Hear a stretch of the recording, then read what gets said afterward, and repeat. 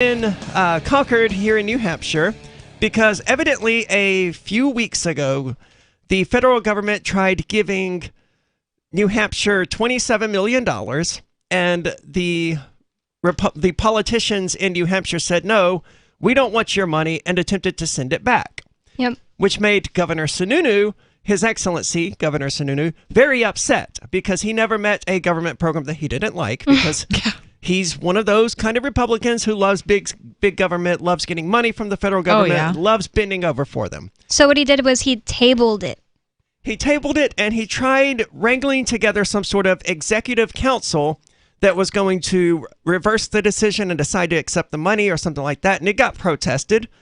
And he was like, oh, I fear for my life. Thank goodness he's not a cop, or he would just came out shooting everyone like they do when they fear for their lives. Oh, but don't you worry. There were at least like 50 state troopers there to protect him, like the Secret Service or the Gestapo. Yeah, like 50. Even though he was obviously never actually in danger as a result of this. No, it was absolutely a peaceful protest. As was the last one, I am sure. But they called off the protest. They called off the meeting. It was like, we're going to have to do this somewhere else, some other time. And that finally happened today. Mm-hmm. Despite his efforts to carefully select the people who were going to be on the executive committee, however, they voted 4-1 after all to send the money back to the federal government. To say, no, we don't want your dirty money. We don't want these strings you've attached to it. Take it. And of course, Sununu, His Excellency, is out there on Twitter now complaining about how, he's really upset he didn't get to bend over for the federal government here. The way that he's like absolutely out of his mind and a tyrant in this situation is there were about 300 people there protesting the money, accepting the money. They were not in favor of accepting the money, and absolutely zero there saying, Sununu, take the money. Zero. Yeah. Not a single person was there for There wasn't one opposition. Well, they may have protested somewhere else, but I don't know that such a thing would have even been worthy of generating a protest if they wanted to. But I'm sure someone out there in New Hampshire wanted Sununu to take the money, and they probably just didn't realize that it's happening today, or they're not as politically aware as... or as passionate about it, because I think a lot of people are so passionate about this because, well, one, it's creepy to want to track us and to basically make our medical records public. We're getting ahead of ourselves a bit. So what were the strings that were attached to this $27 million that caused people to not want New Hampshire to take it? Because, well, most of it was going to be towards vaccine propaganda to convince all of the unvaccinated people to get vaccinated. Billboards and stuff. Yep. And then, and really, that's a broad term. Like, you don't even know what that could mean. Like, that could really mean anything, knocking on your door or, It's absurd to think that, because anyone who hasn't gotten vaccinated at this point has made the conscious, deliberate decision not to get vaccinated. Yeah, there's nobody that just hasn't heard of the vaccine. Yeah, or doesn't know how to get it or where to get it or something like that. So they're not going to win people over with a billboard in the first place. But it also would have been used to create some sort of tracking or monitoring software or something to that effect. Yes, I don't know how exactly that would work, but part of it was to basically make public record who is vaccinated and who isn't, and some sort of tracking of unvaccinated people. I'm thinking for the exposure tracking that they were doing in some other states, or I know some restaurants were doing it. They were making you write down your name and your phone number, and if there was a case, they would call everybody, and the whole thing is just very weird. Didn't New Hampshire attempt that with their restaurants, taking down people's names and numbers, but that no was one so did weird, it, and it just kind of stopped. Yeah, because it no just one doesn't work. Yeah, and I would just give you a fake name every single time. Yeah, it makes a lot of people uncomfortable for good reason, because a lot of people value privacy. Especially in New Hampshire. So minor correction, Sununu did not pick the executive council. I thought that he did, but they're actually elected. There are 5 seats, and they control large spending, not Sununu. There's supposed to be a check on executive power, and it looks like they successfully did that, which is surprising. But hey, here in New Hampshire, checks and balances actually occasionally work. But one thing he did do that was kind of crooked in that regard is he kicked off one of the members named Ken something. See, that's why I thought they were hand-selected. Yeah. Because evidently he can kick off members. Yeah, that guy's a libertarian. But no, he can't, apparently. Okay. Says our producer. Well, that's good. So it's a check on executive power, and there was a protest today because Sununu is still trying to take this money. And tell me about it. Where was it at? I mean, it was in Concord at the NHIT, and you said, Bonnie, in the police academy section. But I mean, what went on here? What kind of crowd did it draw? What was the energy like? And what happened? So it was mainly, I would say, there was a lot of libertarian-leaning people there, but there was also a lot of conservative people, a lot of American flags, a lot of Back the Blue people, but there was a lot of libertarians as well. There was room for 175 people inside the auditorium, which we found out there was actually more space that they were hiding. And they had places set up for people to get arrested, paddy wagons set up. So they were basically expecting this to be not a peaceful protest, I'm assuming. They wanted to arrest people. That's why they had so many police officers there. And they literally had a giant section set up. So they didn't let as many people in as could actually fit into the auditorium. So the rest of us kind of spilled out outside, which was fine. We had our little protest section outside. Yeah, so, when we got there, I was thinking, oh man, I wanted more people to show up for this. There was only like 100 people outside, but then we found out there's 175 more inside. So the cops were there, but this was a peaceful protest. So when and why did they begin arresting people? So I guess inside they wanted to make it, the protesters wanted to make it a silent protester. One woman who was kind of leading the whole thing, Therese, she's kind of the head of the New Hampshire Medical Freedom Movement. They've been doing their protests in Concord for the Dartmouth-Hitchcock Hospital. For their vaccine mandate. So this is the same woman. So she was kind of leading this whole thing. And basically they wanted it to be a silent, peaceful protest. They were just going to go in and observe. They did not want to be disruptive. And at one point they were saying they were just saying things that they didn't agree with. Again, I wasn't actually inside there, but this is just what I got from people that were inside. They were saying things that who didn't agree with? The protesters. So just talking about vaccinating children from 5 to 12 years. And Sununu were talking about that? Yes. Yeah, I guess the protesters were being silent. That was like their game plan. Even Frank Footloose didn't say anything. No way. Yep. Which is saying a lot, yeah. He agreed. So at one point when they decided to turn around, turn around together. To turn their backs to the executive committee? Yes, okay. To show that they did not agree with what was happening here and that they did not approve with what is being put forward with the strings that are attached to taking this federal money. So they just very quietly and peacefully turned their backs. And at one point, they started, I forget who it was, but one of the members of the executive council was starting to be reasonable and kind of say that he was disagreeing with taking the money. So Therese turned around and, quietly sat down. And at that point, 2 state troopers rushed over, grabbed her, and arrested her. Hold on. So one of the executive council members said something that she supported. So she turned around and sat down. Quietly. She didn't say a word.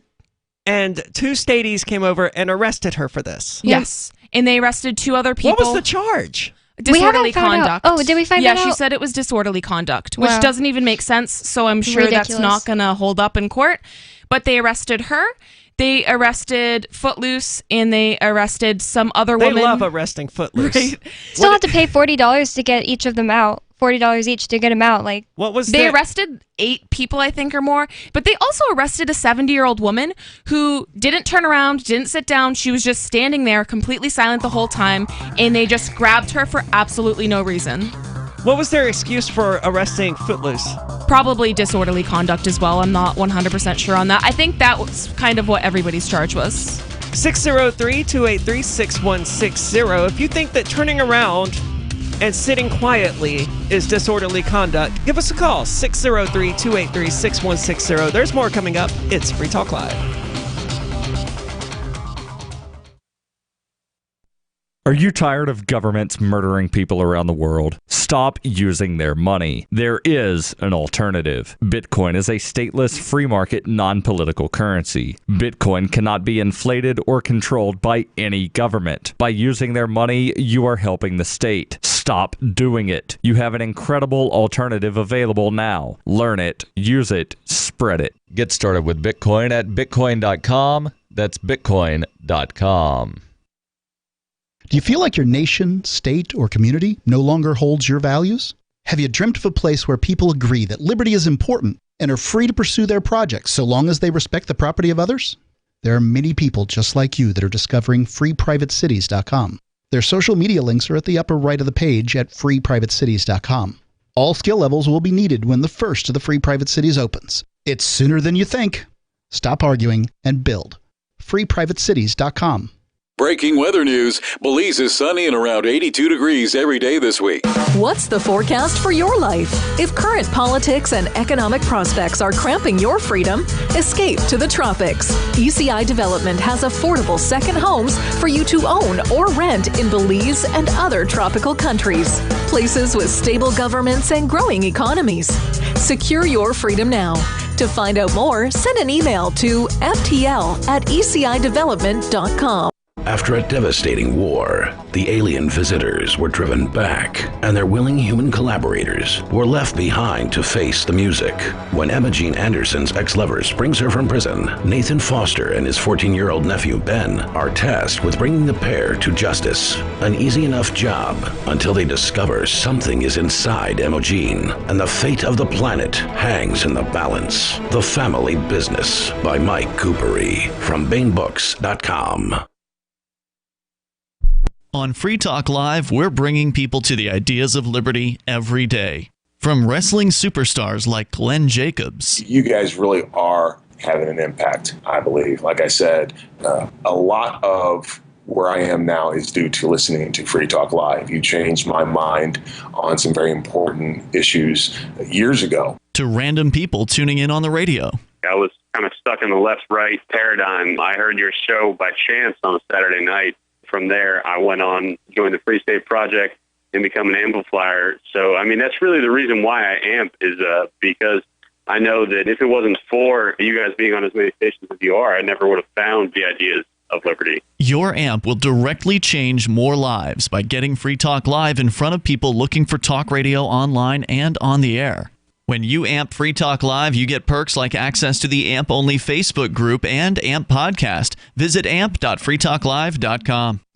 What if you want to hear the latest episode of Free Talk Live, but all you have is your phone, you forgot to download our archive, and you have no data connection? You can call our Listen line at 641-793-0191. That's a long-distance number, so you may incur charges. If not, listen as long as you want. 641-793-0191. The Free Talk Live Listen line, 641-793-0191.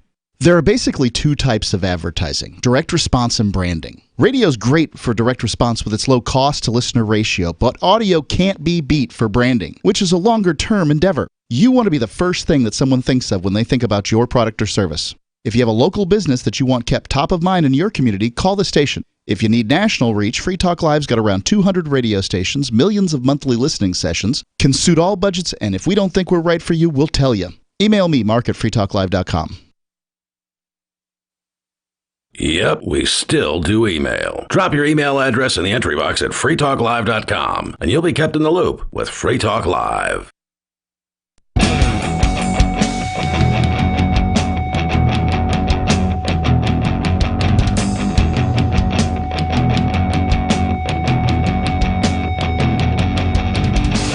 It's Free Talk Live, where you can talk about whatever you want, take control of the airwaves. Share with us whatever your opinions are. 603-283-6160. With you tonight, it's Aria, Nikki, and Bonnie. And we're talking about the protest that the two of you attended today, where they arrested a 70-year-old woman, I think you said, for crying?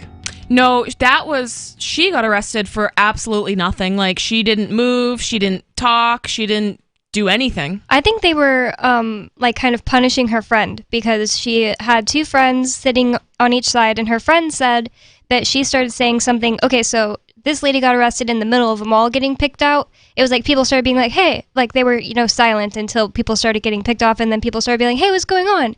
And so her friend... So everyone was being quiet. The police started arresting people, and the other people who weren't being arrested rightly asked, hey, what's going on here? Yes. Yeah. So her friend sitting next to her was talking to a statey that walked up and was just like, what are you guys doing? And all this stuff. And the guy just, silently pointed at her friend. Come on.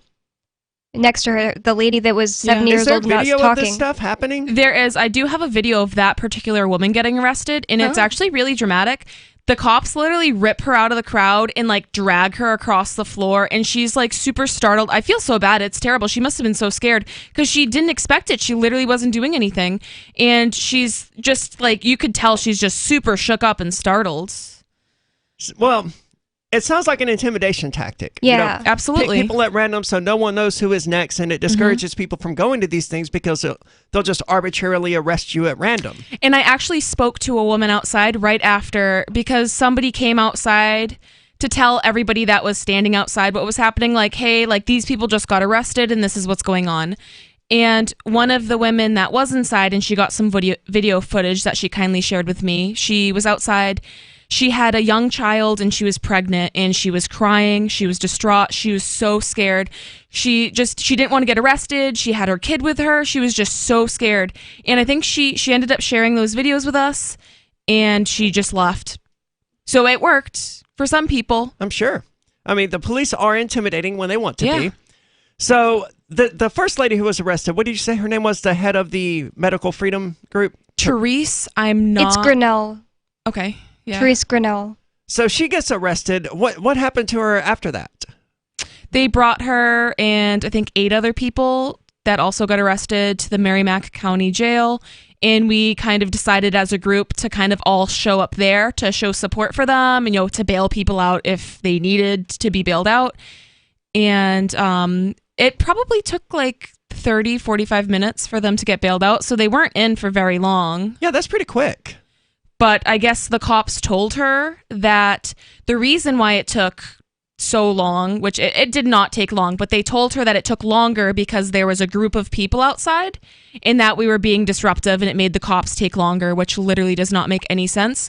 I think they were just telling her that so she would tell us to, disperse and leave. Yeah, because they didn't let Frank out before we ended up leaving because they were letting people out like one person at a time type of thing. Well, they let 3 people out at first, and that's when Teresa was like, okay, everybody, you guys got to get out of here. You're making it take longer and stuff like that. And then she said... And she believed that nonsense. Apparently. I think that they lied, so it could have been a lie. They almost certainly lied. I mean, that's what cops do.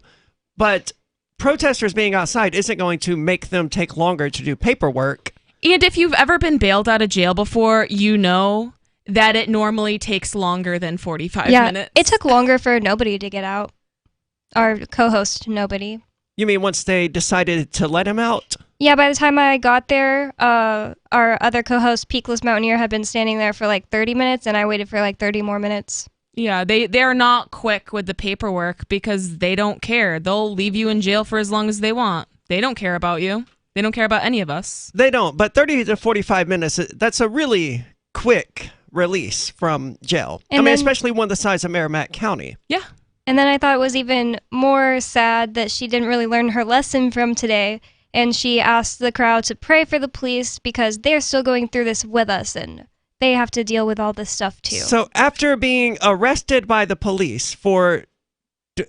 Teresa's the one who turned around and sat back down, right? Yes. Yep, for sitting down. So after getting arrested for that, she still comes out of jail and says, pray for their police because...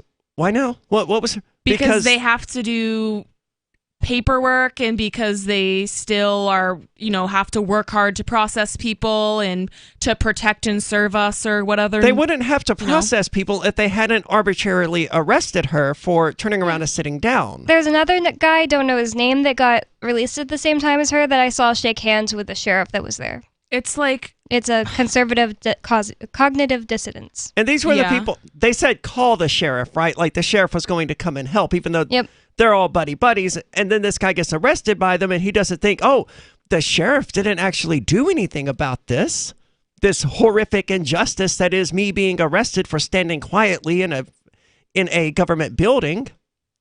He was just totally shaking hands with the sheriff. Like everything was fine. Everything was normal. Yeah, there were a lot of people there who were confused. They were like, oh my gosh, wait, no.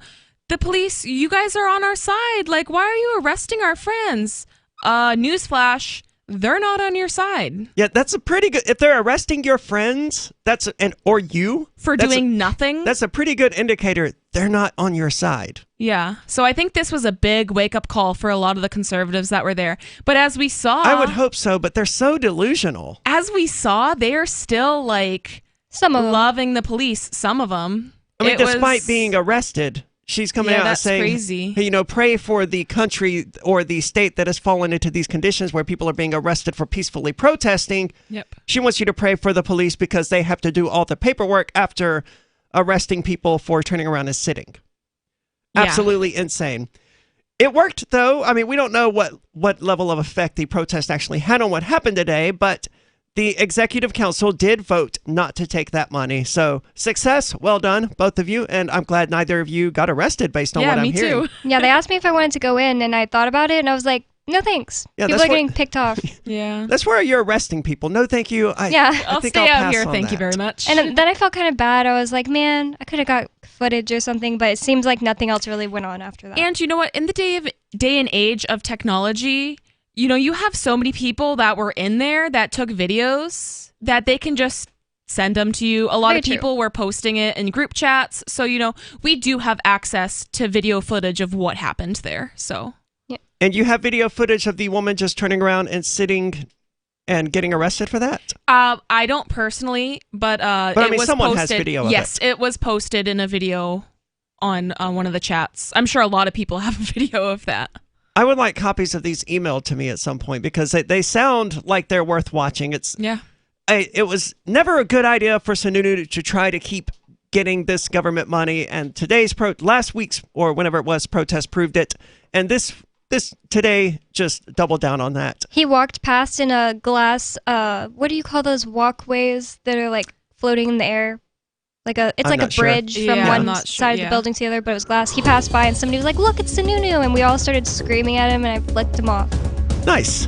Nice work, Bonnie. 603-283-6160 if you want to weigh in on the protest today. It sounds like things are happening in New Hampshire. Libertarians are having an impact. If you haven't moved up here, it's time. The more numerous we are, the more powerful we are. 603-283-6160. There's more coming up. It's Free Talk Live. Free Talk Live's video archives have been on Library for years. Library is an uncensorable, decentralized, blockchain-based media sharing protocol, and we're big fans of it here on Free Talk Live. In 2020, Library launched Odyssey, a video sharing website to compete with YouTube, and it's really taking off. Now with over 1 million channels, many of whom are disaffected YouTube creators. During YouTube's crackdown for not towing the government line on COVID, the Free Talk Live YouTube channel started receiving strikes and could be completely taken down at any moment. Thankfully, Odyssey started offering live streaming, so we're now streaming live every night and posting our video archives permanently to Odyssey. You can watch live or anytime on our Odyssey channel by visiting video.freetalklive.com. If you want to go all in, download the desktop app at lbry.com, and then every video archive you watch, you'll help seed and keep it online forever. At minimum, we ask you visit video.freetalklive.com and follow us on Odyssey today. video.freetalklive.com. US President Joe Biden is expected to sign a temporary increase to America's borrowing limit after the House of Representatives approved the plan. It will ensure the US does not default on its loans, but the stopgap measure only lasts until December. Nick Harper reports from Washington. For now, the debt limit has been increased, the House voting to approve the measure, following on from the Senate's approval last week. Republicans, though, oppose the bill, arguing the debt limit increase is only needed as a result of the Biden administration's expensive agenda. But the bill covers spending that happened under President Trump as well. The US has never defaulted on its loans. To do so would cause economic shockwaves that could destabilize not just US markets, but global ones as well. Congress will need to approve a new and similar increase in early December. I'm Nick Harper in Washington. The US is to reopen its land borders with Mexico and Canada to travellers who are fully vaccinated against COVID-19. The crossings have been closed for non-essential travel since March 2020. The European Commission says it wants to cut customs paperwork in half for goods moving between Great Britain and Northern Ireland. The EU revealed a new package of proposals just a day after the British government called for the Northern Ireland Protocol, a key part of the Brexit agreement, to be radically altered. Giles Gibson reports from Brussels. The European Commission says it wants to facilitate the movement of goods from Great Britain to Northern Ireland and engage in intensive discussions with the British government. This package of proposals comes a day after the UK revealed its negotiating position on the Northern Ireland Protocol. On Tuesday, British Government Minister Lord Frost, who was the UK's lead Brexit negotiator, called for a new protocol altogether. Under the terms of the original withdrawal agreement, Northern Ireland kept some EU rules to avoid a hard border with the Republic of Ireland after Brexit. Giles Gibson, Brussels. And more than 50 years after actor William Shatner first donned Captain James T. Kirk's uniform, the Star Trek icon has finally made it to space and back. He was part of a 4-person crew that blasted off from Blue Origin's West Texas launch pad on Wednesday. At 90 years old, William Shatner is the oldest person to have flown to space. I'm so filled with emotion about what just happened. It's extraordinary. I hope I never recover from this. I hope that I can maintain what I feel now. I don't want to lose it. Got Telegram? You can follow our channel there and discuss show prep with other listeners at telegram.freetalklive.com.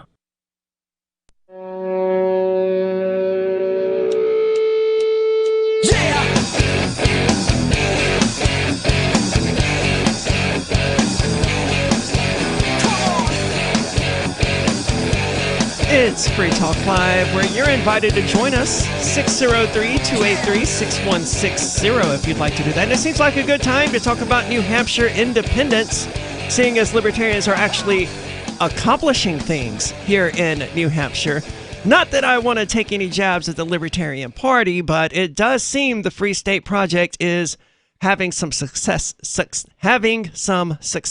one of which is the upcoming bill that is going to be presented to some committee or other. I don't know how the inner workings of government are, but it's going to put forward a constitutional amendment, if it passes, that would allow people to vote in the 2022 election on whether or not the state of New Hampshire should immediately and peaceably secede from the United States. Head on over to nhexit.us and sign the petition, especially if you're already in New Hampshire and you think it's a good idea to break up with the federal government, who are always pulling things like they were trying to pull today, which is, here's $27 million if you will just do this thing that we want you to do. That's how people ended up with seatbelt laws and all of, and helmet laws in New Hampshire. Conveniently, also doesn't have either one of those. I will say that one more thing that happened at the protest was Nikki, Matt, and I handed out a bunch of... You got Matt to wake up that early? Yes. Oh, yeah. Congrats. Well, we passed out a bunch of NHexit flyers, and I only got one bad response. I saw someone had been collecting signatures and stuff. I didn't do that today just because I knew it was going to be too much stuff to hold in my arms. Oh, yeah, sure. And it's kind of the perfect place, especially if there's a lot of conservative people, because it's like, hey, like, you see all this crazy stuff that is going down right now. The only way to get away from it, the only way to avoid it is for New Hampshire to leave. And most of the conservatives had their minds really open about it. Yeah. I mean, New Hampshire's like that, though. I mean, there's a strong liberty streak already within the state of New Hampshire and a strong distrust of the federal government, which is why, again, most people do wear their seatbelts, but we don't have seatbelt laws. So New Hampshire's great. nhexit.us if you want to sign that petition. Let's go to the phones. We've got Bill calling from New Hampshire. Bill, you're on Free Talk Live. Are you with us, Bill? Going once. Bill seems to have lost us, but we do also have Dave Ridley calling from the Ridley Report. Dave, you're on Free Talk Live. AKA Dave in New Hampshire. The place is full of us. So one of the reasons for wanting to declare independence is, although some people in the Liberty Movement haven't focused on this, I sure have a little bit, and that is the inappropriate arrest of political prisoner Jerry DeLamus of Rochester, New Hampshire. Are you familiar with this incident? No. I have never heard of it. So he went to the Malheur Wildlife standoff in, what was it, Oregon? Okay, was this the Bundy thing where they took over a federal building and like weren't even really charged or arrested or killed or anything? He had some connection with the Bundy standoff, although there's some question. I'm not sure he was actually there during the standoffs. Okay. But he did go there and was photographed, wearing camos, which everyone finds really scary.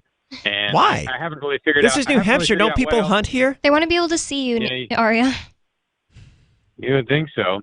But I'm really not sure what exactly he did that got him arrested. I'm not even sure what he was charged with. But I remember, having looked at the charges a long time ago, it didn't make much sense. It was awful vague stuff. I think he was just kind of almost arrested randomly and for having an alleged leadership role. But anyway, the arrest occurred, maybe 5 or 6 years ago, and it's like a SWAT team's house in Rochester, kind of similar to the SWAT team raid on you guys. Man, they really do love their SWAT teams, especially for crimes that don't have victims. Right. Alleged crimes that don't have victims, because I don't know what this guy actually is accused of doing.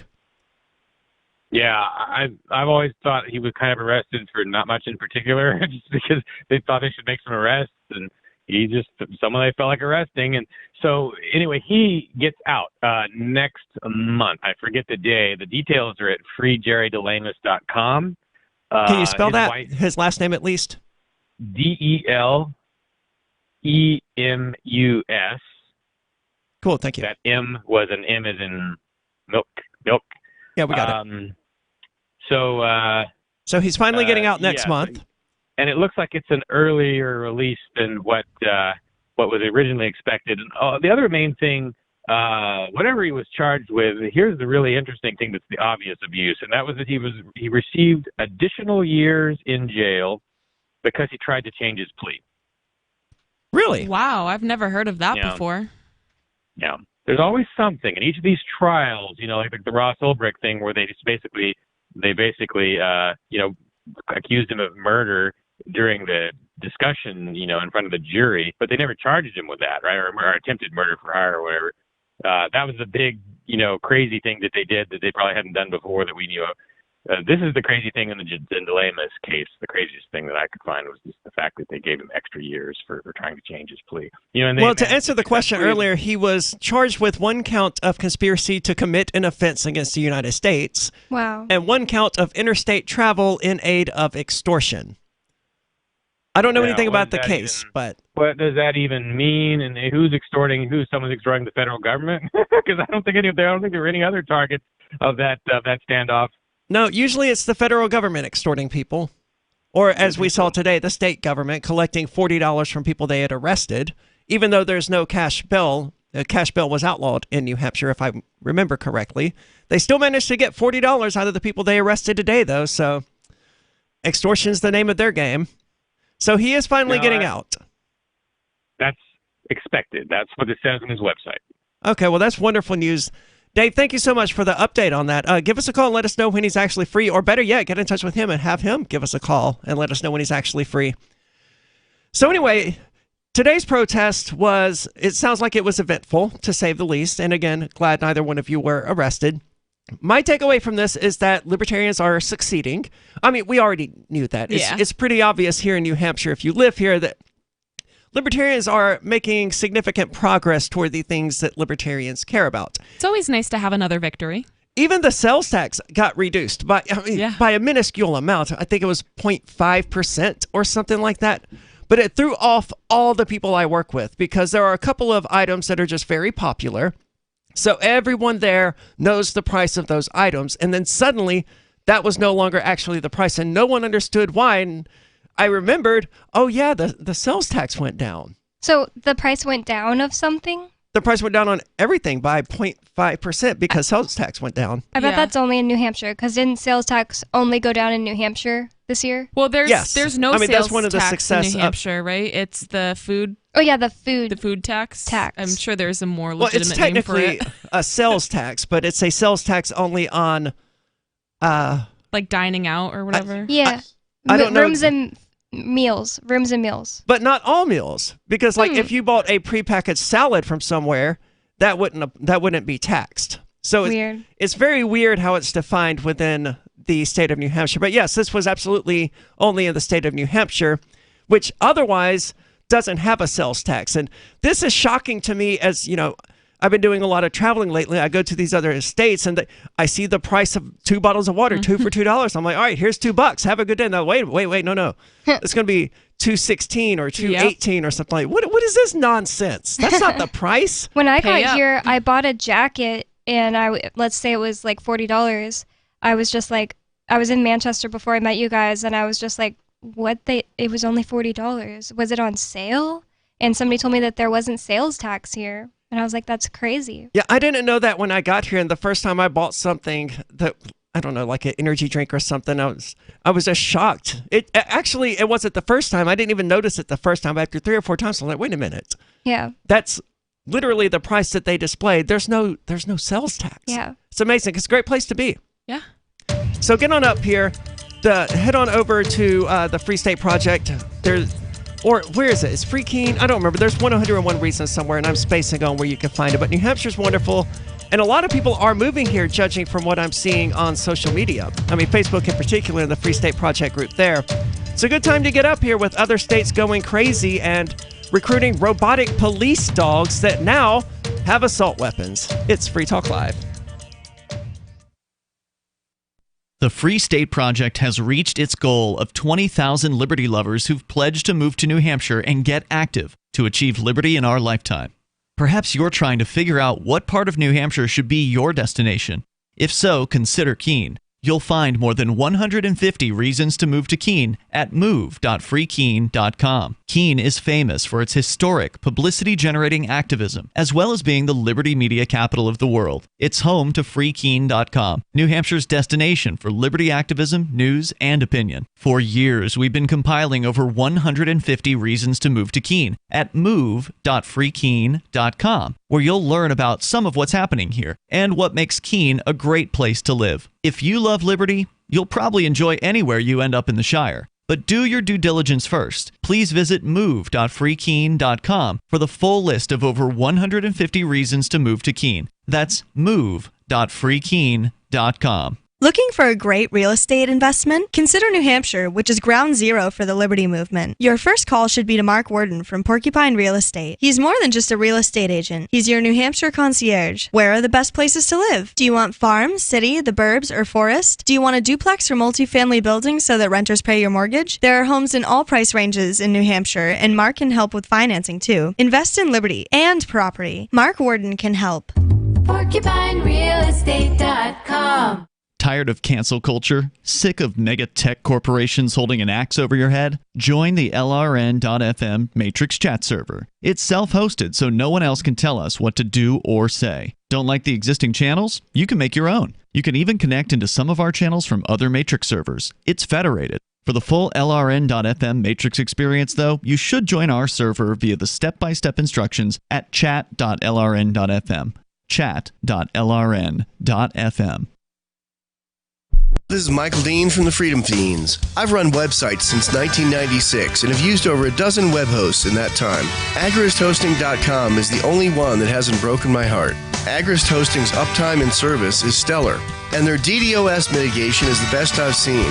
That's important because if you tell the truth in this world, you'll ruffle feathers.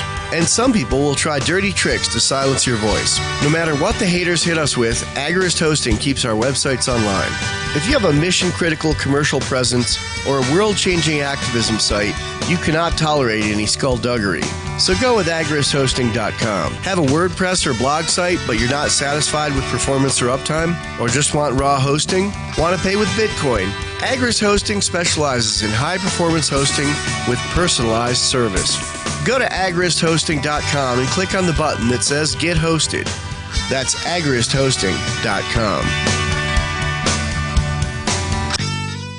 Some of you asked, and now we've delivered. LRN.FM's live Keene, New Hampshire studio shows are now streamed in HD on Twitch. Visit our channel at twitch.lrn.fm and give it a follow. If you have Amazon Prime, you get one free subscription on Twitch. If you use it on our channel, Twitch will give LRN.FM a monthly piece of your Prime subscription cost. So please watch, follow, share, and subscribe to twitch.lrn.fm. That's twitch.lrn.fm.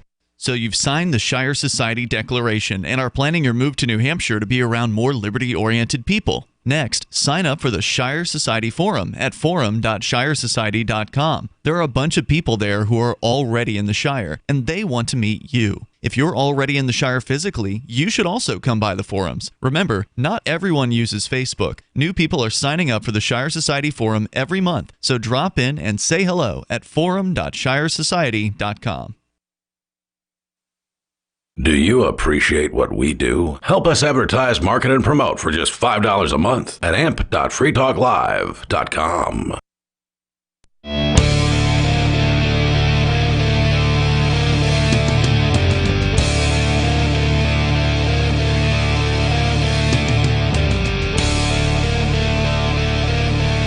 It's Free Talk Live. Your calls and thoughts are welcome. 603-283-6160 if you'd like to share your opinions. At 603-283-6160 with you tonight, it's Aria, Nikki, and Bonnie. And I can confirm the rumors going around. Our very own Mark Edge is going to be at Liberty in Our Lifetime this Saturday, October the 16th. Unfortunately, you won't be able to see him in person. Well, I guess if you want to go to Switzerland, you could probably still manage to work out a meeting with him. He's going to be speaking at Liberty in Our Lifetime.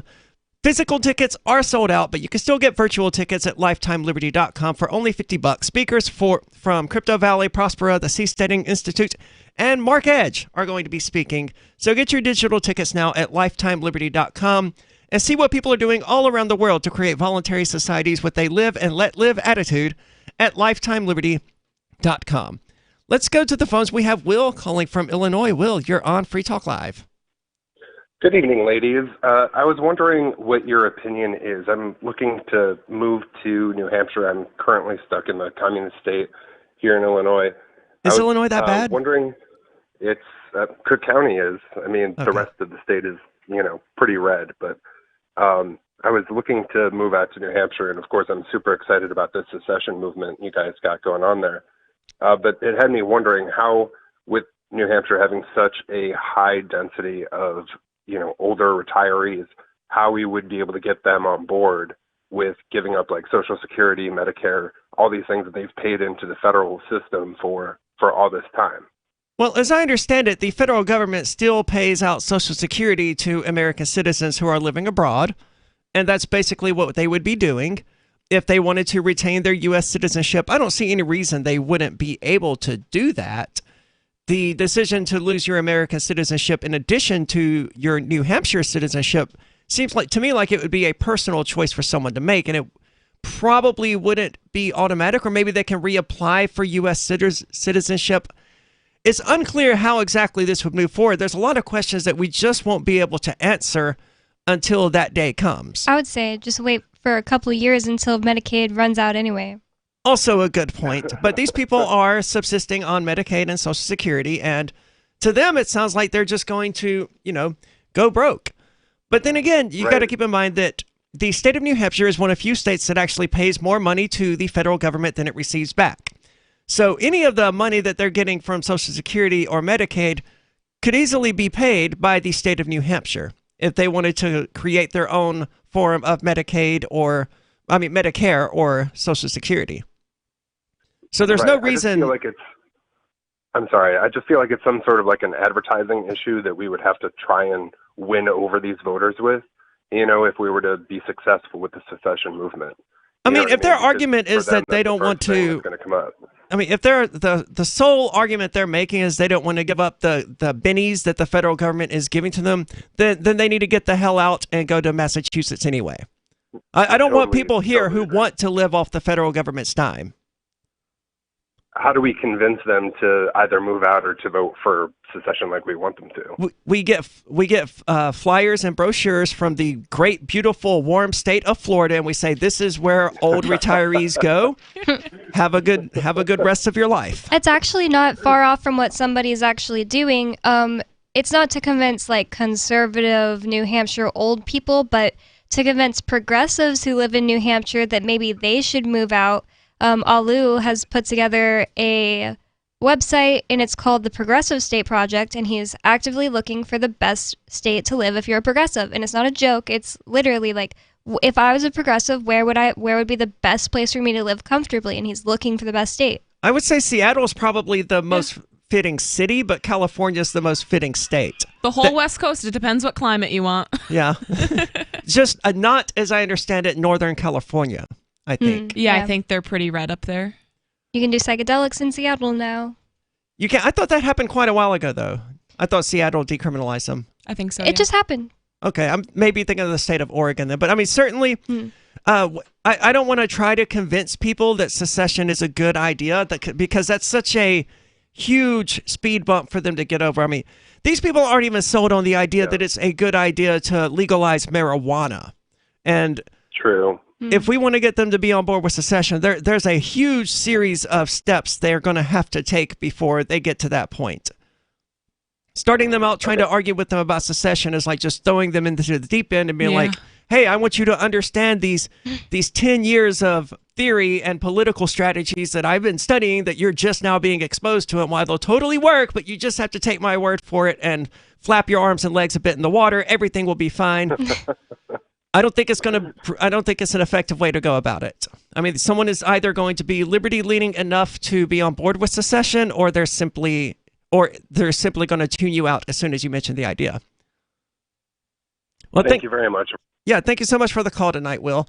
I know that's not a satisfying answer, because I'm basically just saying, screw those old people. But that sort of is the response. If their primary concern about other people being free is that they want money from the federal government, then stay within the federal government. Go somewhere else. And like Bonnie said, that's going to run out pretty soon anyways. I mean, how many $1 trillion in debt is the federal government? I mean, I think the last I heard it was like 27 trillion. And they're just printing more money and talking about mining or whatever, not mining, but they're talking about creating a $1 trillion it's a mess. And they officially are saying that it's going to run out in 12 years. That's why I say 2, because you just don't believe whatever the government says. Yeah, minus 10. Yeah. Social Security certainly isn't going to exist by the time I'm at retiring age, but that's fine with me. Medicare also rapidly being solvent. I mean, these government organizations aren't meant to balance their books or even to make money. They're always operating at a loss, and taxpayers just pick up that bill through inflation. It kind of sucks that people have been stolen from their whole lives to the point that they don't have any way to save up for retirement. It's so sad. It is sad, but it's not a problem that we created, and it's trying to fix that problem for them is just going to create more problems. I mean, that's exactly the state's mentality is, okay, here's this problem that a state created. Let's come up with a solution and try to solve it, and then just make things worse. I'm like, look, I'm sorry. It sucks that the federal government did this to you, but I didn't do this to you, and I'm not going to solve the problem for you. Figure it out. There are solutions out there, and I'm sure these people are resourceful enough to figure it out. And I think people really discount the power of community. I mean, communities are strong, and especially in New Hampshire, we have really strong, loving, caring communities up here all over the state. And people are willing to help out, and people are willing to make sure that people are fed and that they, have clothes on their back and food on their plates and that they have medical care and whatever else. I think if New Hampshire seceded and we got rid of taxes, more than enough people would be willing to donate to all sorts of programs to make sure that these elderly people or disabled people are taken care of. Yeah, I don't see any reason why that wouldn't be the case, but I mean, that's not a convincing argument for most people because it's just not a guaranteed thing. Well, the state isn't going to save you. So. It's not even a guaranteed thing. Well, no, but it feels to them like it is because the government is putting a gun to people's heads and forcing people to do it. in a free society, no one's forcing you to do it, and they're so jaded about humanity that they think people wouldn't possibly voluntarily choose to help one another. Yeah. But in reality, people are actually pretty decent and would in fact choose to help other people. They would set their own rules about the people they're going to help and the people they're not going to help. Like you would have an actual individual saying, oh yeah, I'm not going to give this homeless guy money because I know he's just going to go buy booze with it. Yeah. Instead of, I'm going to give this homeless person money because I know they're going in to buy a meal or something. Yeah, I just signed up for volunteer work with Monadnock United Way. That's awesome. That is awesome. Yeah. I think United Way, you might want to look into them. I think they're one of the charities that their CEO makes like huge amounts of money. Dang it. And like only 2 or 3% of donations actually go to the people they're supposed to be helped. I'm What not the 100% heck? sure. I asked Ian if he knew if they were government, and since they weren't government, I was like, oh, okay, I'll start with them. I don't think they're government. But I'm pretty sure they're one of those screwed up ones that don't actually give a whole lot of money they receive in donations to the people they're supposed to be helping. What the heck? Well, I mean, it's really common. I think only the Salvation Army is one of the few who's got a CEO that pays himself like $1 a year or something. I don't remember the details. I just know that charities aren't always what they seem, and I seem to recall the United Way being one of those. But don't quote me on that. I may be wrong. Okay. You can always start your own thing. That's the best way. That is always true. If you're the CEO, you know that you're not taking a bunch of money, right? So, all the more reason to get up to New Hampshire and help us push these people who want to be government mooches out of the state and to somewhere like Florida, where they'll be so much happier because there's so many other old people and it's warmer, and they'll still get their Medicare and their Social Security. 603-283-6160. There's more coming up. It's Free Talk Live.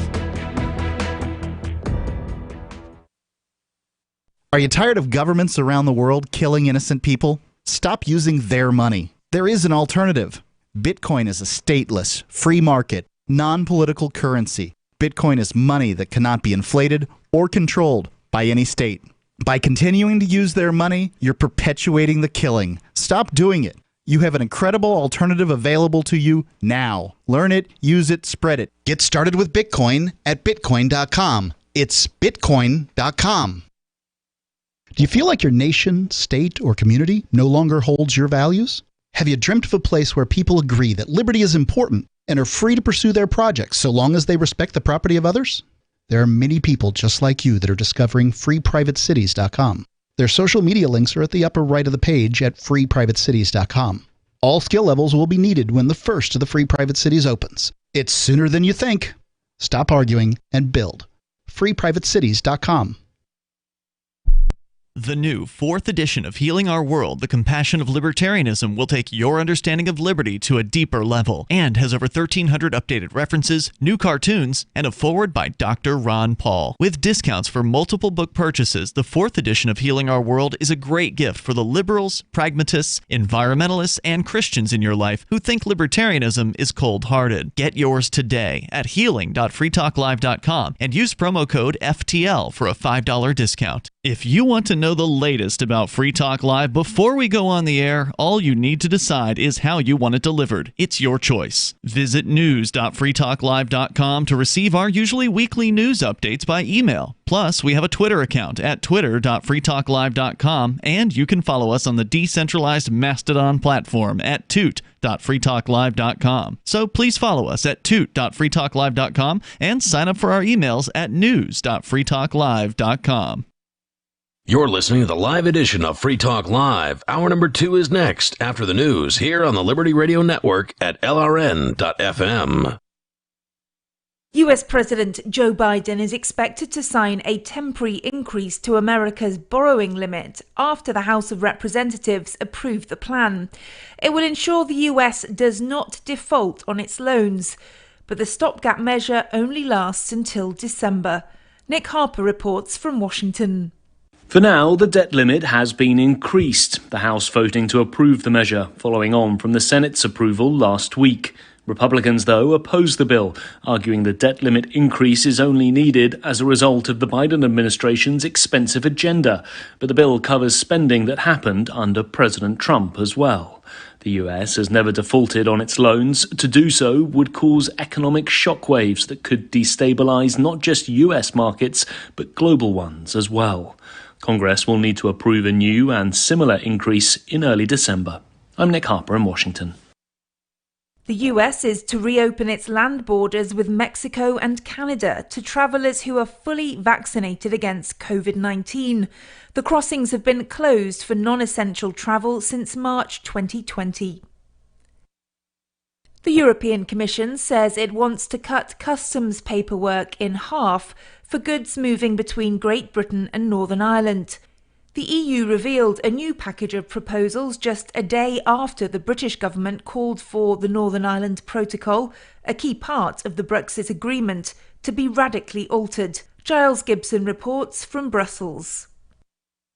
The European Commission says it wants to facilitate the movement of goods from Great Britain to Northern Ireland and engage in intensive discussions with the British government.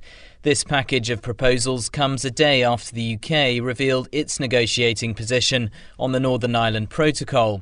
On Tuesday, British Government Minister Lord Frost, who was the UK's lead Brexit negotiator, called for a new protocol altogether. Under the terms of the original withdrawal agreement, Northern Ireland kept some EU rules to avoid a hard border with the Republic of Ireland after Brexit. Giles Gibson, Brussels. And more than 50 years after actor William Shatner first donned Captain James T. Kirk's uniform, the Star Trek icon has finally made it to space and back. He was part of a 4-person crew that blasted off from Blue Origin's West Texas launch pad on Wednesday. At 90 years old, William Shatner is the oldest person to have flown to space. I'm so filled with emotion about what just happened. It's extraordinary. I hope I never recover from this. I hope that I can maintain what I feel now. I don't want to lose it. From bureaus worldwide, this is FSN. With FSN Spotlight, I'm Simon Marks, looking in more depth today at COVID-19 figures in Russia that are moving in the wrong direction. The country posted its highest daily number of COVID-19 deaths since the start of the pandemic, 973 people dying from the virus on Monday, amid a fourth wave of infections that is also poised to exceed the previous peak. FSN's Julia Chapman is our Moscow bureau chief and says Russia has been recording record COVID numbers for 10 of the past 14 days. Russia likes to point out that it was the first country in the world to approve a COVID-19 vaccine for widespread use. And over the summer, when the third wave of infections came along, there was a huge push to get people vaccinated. Cafes, restaurants and cultural events in parts of the country started requiring a QR code proving that someone had been vaccinated or recently recovered from the virus or had a negative PCR test. And all of that did significantly accelerate the rate of inoculation. But since then, there's been a big drop. And as it stands, less than 40% of Russians have been fully vaccinated. She says the country's health minister is warning that hospital beds are filling up rapidly, but it's currently up to regional leaders to decide whether to introduce fresh lockdowns. Sensing their unpopularity, the national government in Moscow devolved that power to them several months ago. With FSN Spotlight, I'm Simon Marks. Our main news again. US President Joe Biden is expected to sign a temporary increase to America's borrowing limit to stave off defaulting on its loans. The US is to reopen its land borders with Mexico and Canada to travellers who are fully vaccinated against COVID-19. And the European Commission says it wants to cut customs paperwork in half for goods moving between Great Britain and Northern Ireland. And that's the latest feature story news. Kate Fisher reporting.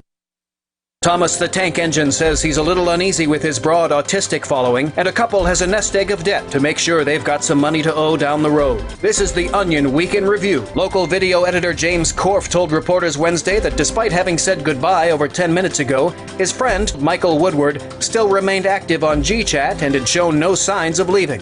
If it were yellow, it would mean that he hasn't been on the computer for a little while, or if it was red, it would mean he doesn't want to talk, but it's green. I can tell. I can see it right there. Korf later said that he felt briefly relieved when Woodward's chat logo turned orange, but was once again dejected when it became green within seconds. And in this week's op-ed pages, a high school guidance counselor laments the fact that no one in his entire damn school has been molested. In other news, a bedbug feels bad for an area man, but a bug's gotta eat. A development exec wants to see what, where, and how that would look, live, and play out. And a man at the gym is just watching TV.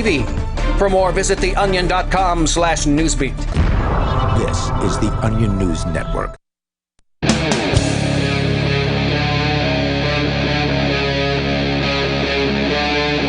Free Talk Live.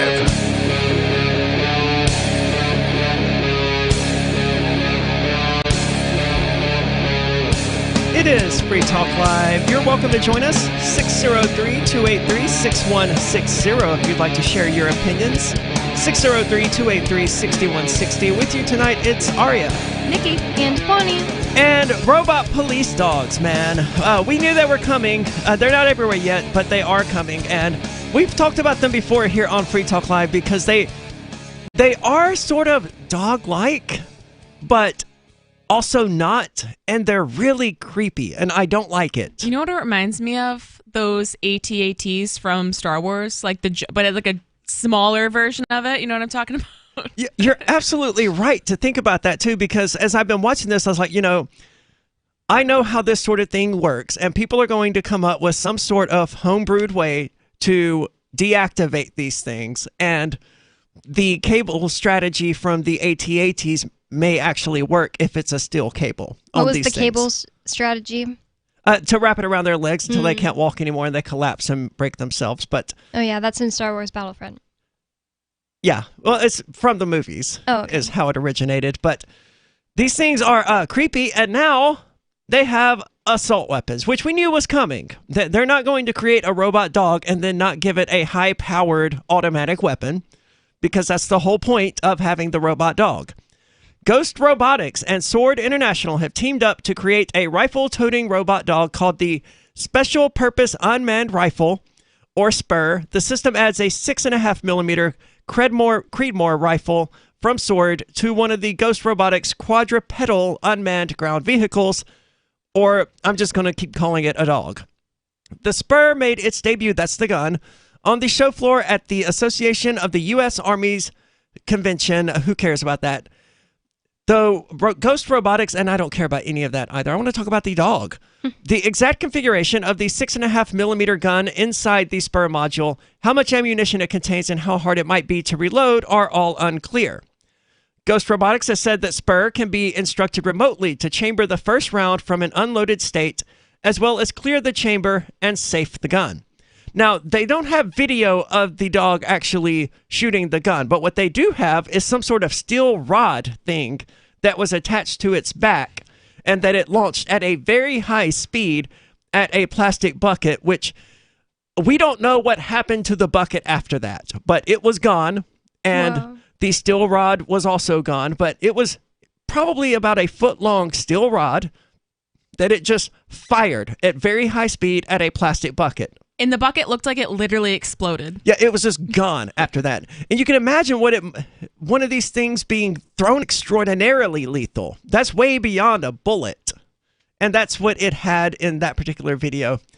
But they do have a gun. In terms of the weapon itself, Sword offers derivatives of several of the AR-15 family, as well as similar but larger caliber guns.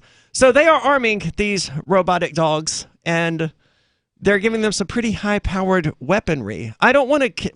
They go into too much detail about the weaponry, and I'm not particularly interested in that. I want to know more about how the robot is going to decide when and where to use these weapons. So that was my next question. Is there a person controlling it, or is it like some sort of like artificial intelligence robot police dog that will decide? Like, is the dog going to decide when it shoots me, or is there somebody controlling it?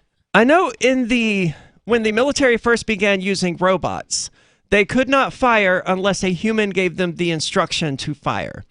So now in the future, there's going to be people who go and thank a police officer after a robot dog shoots them in the leg. You're right. Even though they controlled the robot dog. Well, with the developments in AI and stuff like that, I don't know that condition is even going to apply to these robotic dogs. Oh, God. I think we should all thank our community's robot dogs.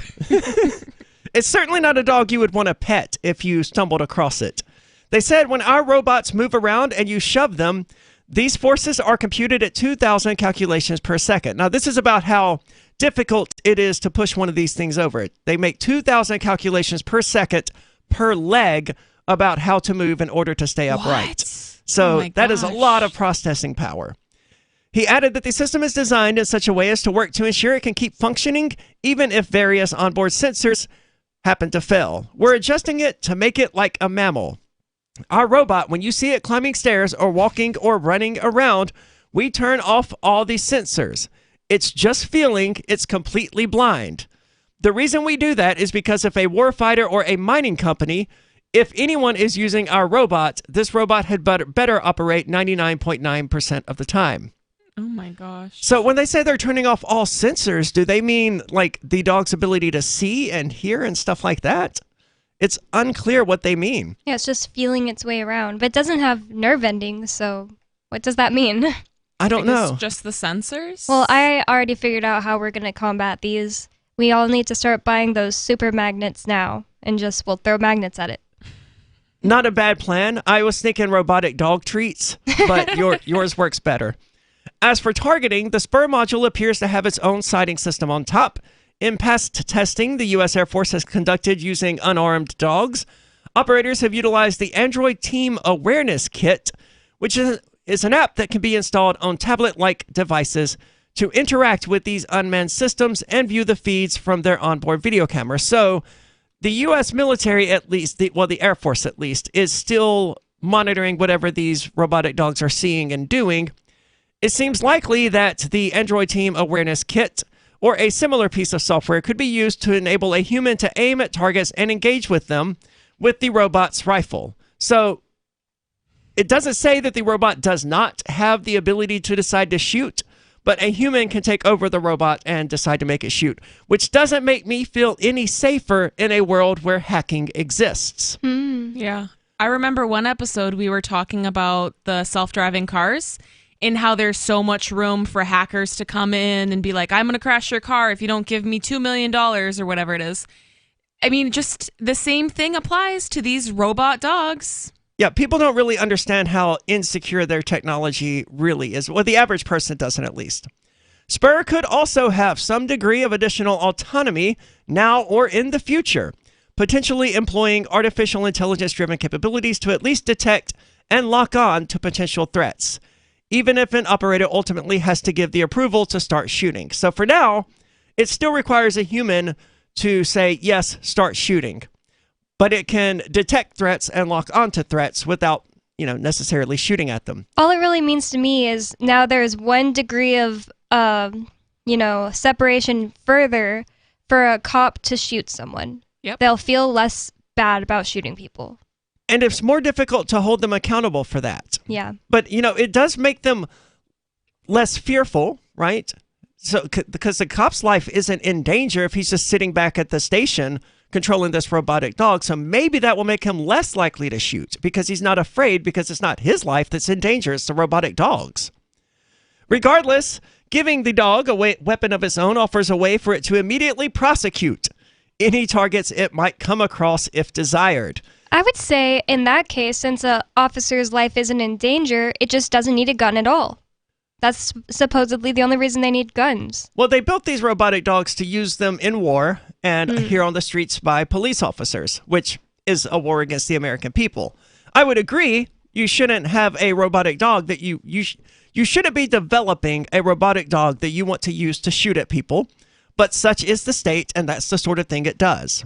It also makes winning any sort of battle against the U.S. Army exceedingly difficult because they're not losing soldiers.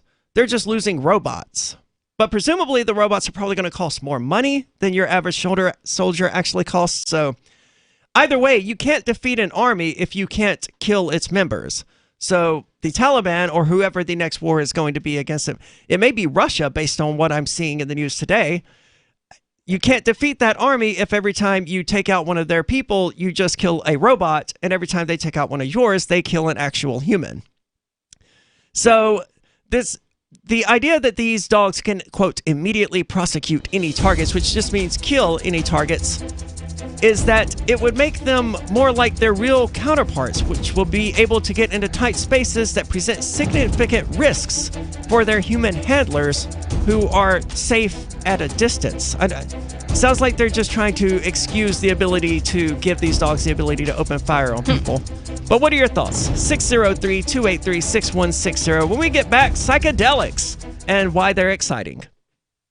Breaking weather news. Belize is sunny and around 82 degrees every day this week. What's the forecast for your life? If current politics and economic prospects are cramping your freedom, escape to the tropics. ECI Development has affordable second homes for you to own or rent in Belize and other tropical countries.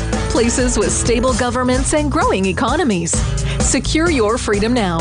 To find out more, send an email to ftl@ecidevelopment.com. When a lunar observatory detects a radio broadcast originating from Proxima Centauri, the nations of Earth discover their first contact with an alien race may also be their last. With the Proximans facing an extinction-level disaster, Earth must choose between sending a ship on a multi-year journey or allowing nature to take its course. Saving Proxima, a hard science fiction thriller by Travis S. Taylor and Les Johnson from BaneBooks.com. Are you tired of governments murdering people around the world? Stop using their money. There is an alternative. Bitcoin is a stateless, free market, non-political currency. Bitcoin cannot be inflated or controlled by any government. By using their money, you are helping the state. Stop doing it! You have an incredible alternative available now. Learn it, use it, spread it. Get started with Bitcoin at bitcoin.com. That's bitcoin.com. Do you feel like your nation, state, or community no longer holds your values? Have you dreamt of a place where people agree that liberty is important and are free to pursue their projects so long as they respect the property of others? There are many people just like you that are discovering freeprivatecities.com. Their social media links are at the upper right of the page at freeprivatecities.com. All skill levels will be needed when the first of the Free Private Cities opens. It's sooner than you think. Stop arguing and build. freeprivatecities.com. We have some good news. The indictments against Ross Ulbricht in the District of Maryland were dismissed with prejudice, meaning they can never be refiled. This is especially good because those indictments contain the only charge ever made that Ross engaged in murder for hire. This was a serious allegation that Ross Ulbricht denies. It was never prosecuted or ruled on by a jury, but was trumpeted by the federal government and the media as if it were proven fact. The Maryland court held these indictments for almost 5 years, poisoning Ross's case and leaving him under a cloud of unproven allegations. As explained in Ross's appeal to the Supreme Court, the fact that the judge used these allegations to give Ross a draconian sentence of double life without parole violated his Sixth Amendment right to a jury trial. Judges are required to issue sentences based on convictions decided by a jury, not unproven allegations never even charged at trial. Although this is a positive development, the dropped indictment will not set Ross free. Now, a presidential pardon is Ross's only hope of freedom. Sign the petition at freeross.org. freeross.org. The LRN.FM social media channels have been revamped. We've eliminated Facebook and focused on other platforms like Twitter and Mastodon, the decentralized alternative to Twitter. On our accounts, you'll find posts from multiple LRN.FM show hosts together in one place. Follow us on Twitter at twitter.lrn.fm, or better yet, move to the decentralized Mastodon social media platform at toot.lrn.fm, toot.lrn.fm. I think you'll like it. My name is Jacob Hornberger. I'm president of the Future of Freedom Foundation, which Congressman Ron Paul awarded for having an outstanding freedom website. Write us at fff@fff.org, and we'll send you a free 3-month subscription to our monthly journal of libertarian essays and our booklet, Economic Liberty in the Constitution, which George Mason University economics professor Walter Williams praised in a recent column. That's fff@fff.org.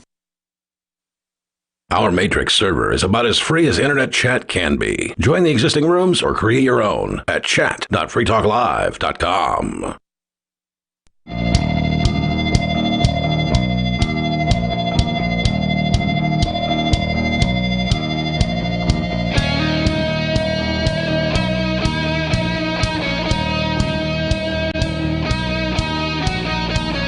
It's Free Talk Live. You can join us, 603-283-6160 if you'd like to do that. That's 603-283-6160. With you tonight, it's Aria, Bonnie, and Nikki.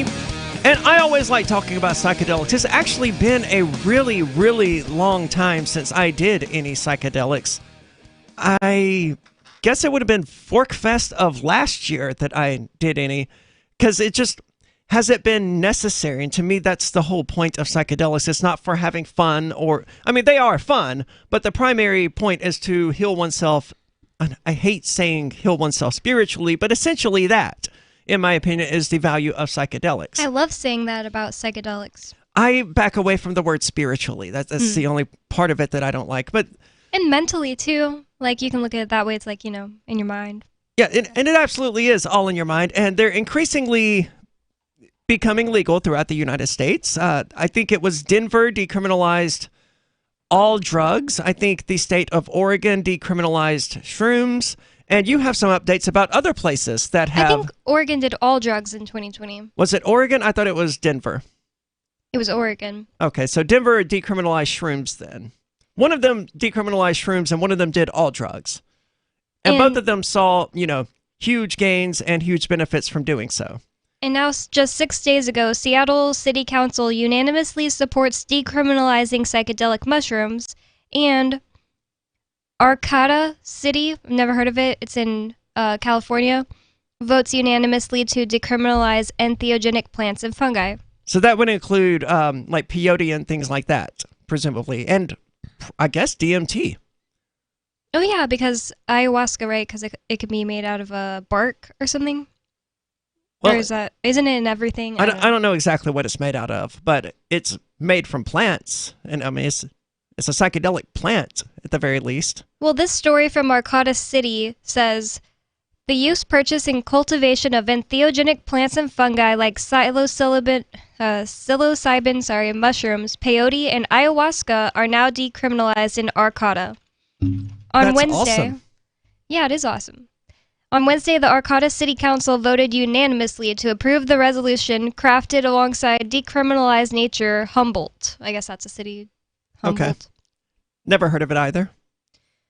That's kind of weird. Like, California is so huge. Just, you'll never ever hear of cities in your whole life. It is unbelievably huge. And I didn't realize that until one of our listeners mentioned what part of California they were in. And I was wondering whether or not one of our stations is near there. And it's like 1,800 miles or something from one part of California to the other. I'm like, that's too big. There's no reason to have a state that big. Yeah, chop it up. Says the council heard several comments from community members during the meeting, many of which were in support of the resolution. Taylor Albonmonte with Decriminalized Nature Humboldt said the group had received over 330 letters of support for the resolution from community members prior to the meeting. Well, it's an easy sell, right? They don't do a lot of harm to individuals. They don't do a lot of harm to the community, which obviously can't be harmed, but that's an argument people like to make, that, alcohol and heroin are so harmful to, quote, the community. But psychedelics don't do harm really to anyone, and some of them, it's almost impossible to die from, like psilocybin cubensis, magic mushrooms. I've never heard of anyone dying from them. You could eat too many and do something stupid, but that's not the shrooms killing you, that's you being stupid. Yeah, exactly. Ian always points to the Dr. Nutt research where he ranked the most safe drugs, and shrooms was like the number one safest. And alcohol was one of the worst. Yeah. Yeah. Oh, absolutely. Yeah, definitely. People die of that all the time, just drinking too much. Well, plus alcohol is addictive. Shrooms, as far as I'm aware, aren't. I don't think you could consume enough shrooms to actually trip on a daily basis without, like, frying your brain. Yeah, and we don't have any patients in the hospital right now for like shroom addiction or like long-term effects of taking mushrooms, but the majority of our patients are actually there because of the long-term effects of alcoholism. Really? Absolutely, yeah. And here in New Hampshire, of course, it's a lot of heroin addiction and meth addiction. Mm-hmm. Meth probably, I don't know if meth was even included in the study because I don't think it was that popular back when the guy did that study ranking the harmful drugs. But Dr. Nutt. Yeah. I love to say it. Shrooms, definitely not harmful. despite what the government likes to say. Like, I looked into it, and they listed death as a possible side effect of doing shrooms. Some government website did, I guess it was the CDC. But if you click through all of the studies and all of the links that they provided, they didn't have a single example of someone ever dying from psilocybin cubensis, and yet they cited death as a possible side effect. Oh my goodness. Wow. But that's what the government does. They just fearmonger. They don't expect people to actually click through the links to see, oh yeah, they just made this up. Wow. Well, I love this group, Decriminalized Nature. They've been going around, like they have like sects in every town. That I don't think that's the right word, but that just popped in my head. You know, they have chapters or something in every town. That maybe not every town, but like every state at least, that are trying to decriminalize nature in the legislature.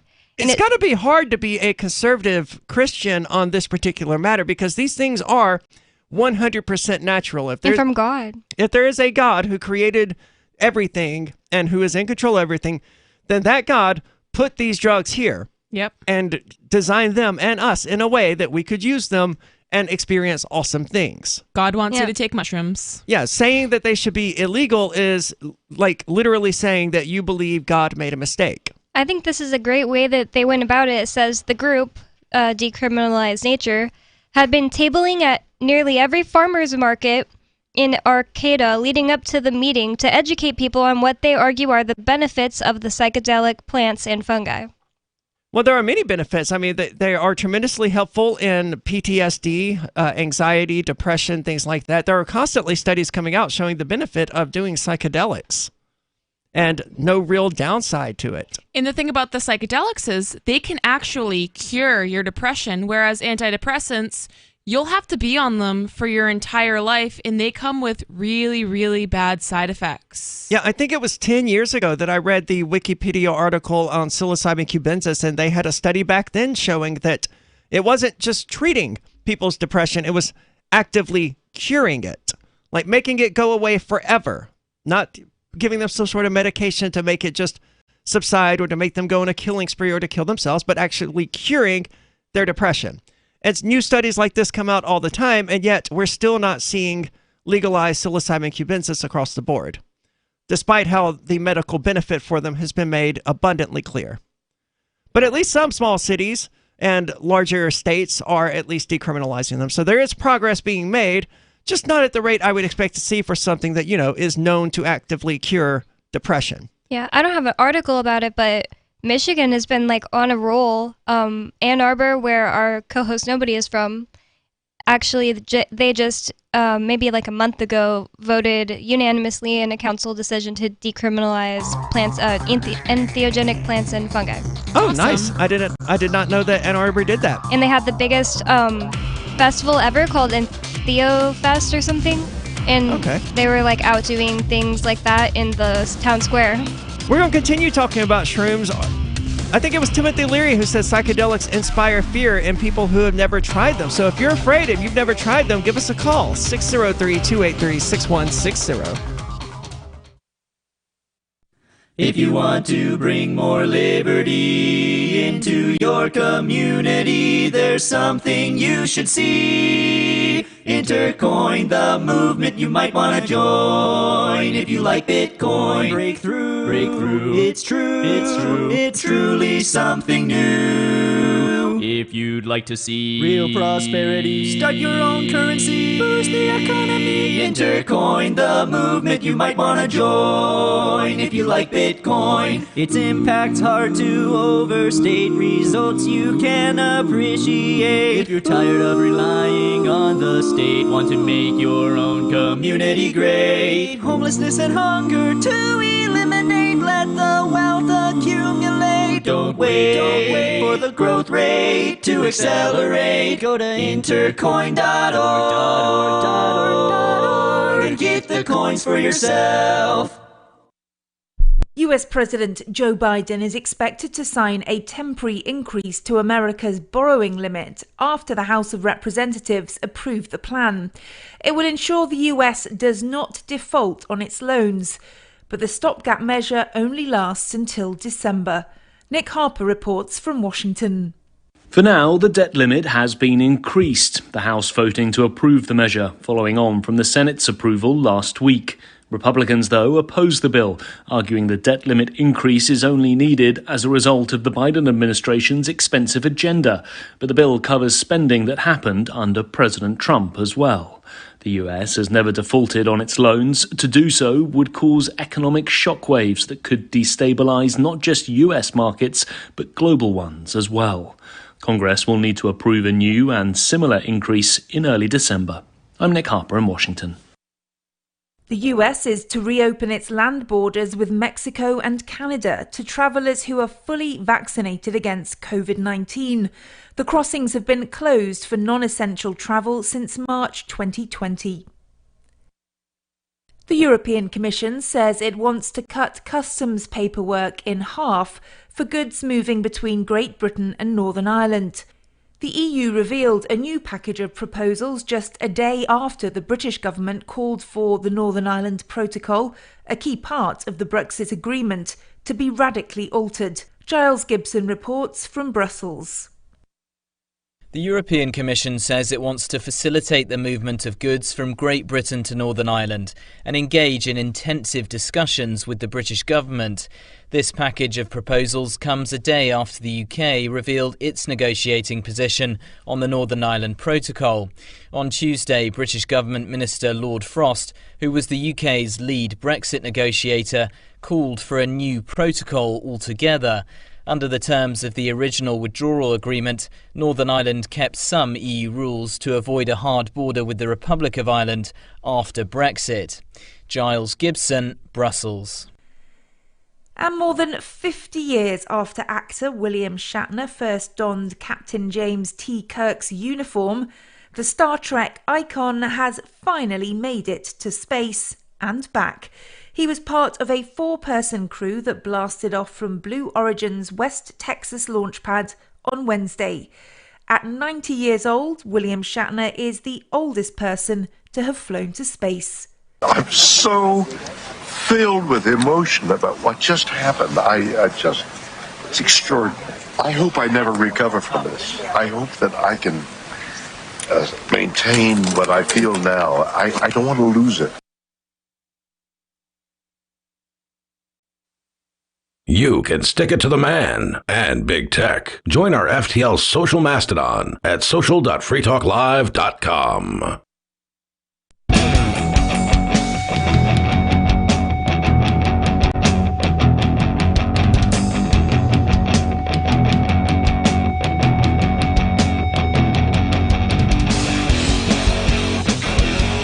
It's Free Talk Live, where you can call in, take control of the airwaves, and talk about whatever is important to you. 603-283-6160 if you'd like to do that. That's 603-283-6160. With you tonight, it's Aria, Nikki, and Bonnie. And Bitcoin.com is the best website for you if you're interested in cryptocurrency, whether you're new to the subject or whether you're deep in it. Bitcoin.com has something for you. If you are new to it, just click Getting Started at the top of the page at Bitcoin.com. Take a couple of minutes out of your day to watch a video there to teach you the very basics of this world-changing technology, because it's important, and it's only going to become more and more important as governments around the world do everything they can to destroy the economy. Bitcoin.com is sort of the fail-safe that is going to be used to minimize the consequences of that for the individual. So it's important to learn about it. But if you already know about it, stay up to date on all of the news and headlines that are relevant to you at news.bitcoin.com. They have new articles every single day at news.bitcoin.com. Let's go to the phones. We have Dell calling from Georgia. Dell, you're on Free Talk Live. Well, here's what I think. First of all, I want to get this straightened out. Marijuana and shrooms are not drugs. They are plants or fungi. A drug is synthesized. Now, if you want to turn your pot into some kind of, a chemical, that's different. But they are not drugs. And as far as mushrooms go, they're great. Well, I'm willing to allow. I agree with that entirely. Final thing, anyway. I'm willing to, tolerate marijuana and shrooms being called drugs as long as people are also going to characterize alcohol, caffeine, nicotine, and all of these other things as drugs as well. But that's generally the line where they're not willing to do that. Anything that alcohol is synthesized into a drug. Well, it has been cooked and I mean, it can distilled. happen naturally as well. I think, the word drug just has such a negative connotation nowadays, but really it's, I mean, like back in the day, it's just what you called medicine. And marijuana and shrooms are medicine. Also true. I mean, we still call it the drug store. Yeah. Okay. I mean, I'm just saying I don't think something's a drug unless it's been processed into a chemical. When it's still in its natural form, like weed or a fungus, it's not a drug. And I feel like people, and they're misused. You know, you can misuse anything, I guess, but that's just... It's really hard to misuse marijuana and shrooms, though. I mean, to be honest. I knew a guy that used to drive in San Antonio on shrooms, and I was like, that sounds like a horrible idea. Was he microdosing? It's a bad idea. I remember in this well, not if you're microdosing. Microdosing. You know, that can be fun. Massive dosing is fun too. But don't macrodose and drive. I mean, I would say you probably shouldn't. I agree. I would say agree. I would say you probably shouldn't microdose and drive as well. But that's at least not going to affect you a whole lot. But as far as your point, I mean, where we're going, mushrooms have a very mind-expanding effect. I mean, I've been doing these things since '79. I haven't done shrooms since a couple of years ago. But, I smoke pot every day. I'll just tell you right now. And I find it to be better than doing something like these other brain pills that people take. You know, you could call it, self-medicating. It just kind of chills me out. I mean, I'm 60 years old. Well, that's certainly self-medicating, and I'm always been a huge advocate of self-medicating. That's how I started taking hormones in the first place. I was like, hey, this is my body. I have access to these things online. I'm going to order them and self-medicate. Nice. I fully respect you. And and medicate. I don't even really like that term because I don't think of it as a medicine. I think of it more of as a lifestyle. And see, I think of them as medicines, and my opinion is, I mean, if we lived in a society where a doctor would actually sit down with me and get to know me, my medical history, and, important things about me, then I may not have been as willing to just go online and do it. But we don't live in that world. You sit down with the doctor for like 5 minutes. They don't learn anything about you. They're basically just trying to figure out what prescription they need to write you to make you go away. Well, I mean, I go to a lot of trouble to make sure things are groovy with me and our we have a small community, and we just we like to smoke a little weed, Well, it's George after all.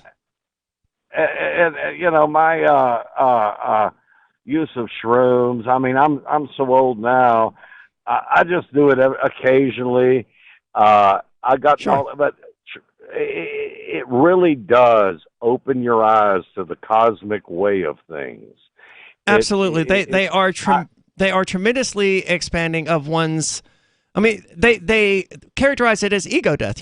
Forcing one to recognize their place in the universe, and that's absolutely a beneficial thing for people to experience. Some people aren't quite ready for that, so it's not recommended for everyone, but for the people who are intellectually or spiritually or emotionally, mentally ready to accept their true place in the universe. I mean, shrooms and psychedelics in general are the fastest way to get there. So thank you so much for the call tonight, Dell. We also have Footloose calling from New Hampshire with some background noise. Footloose, you're on Free Talk Live. It's okay.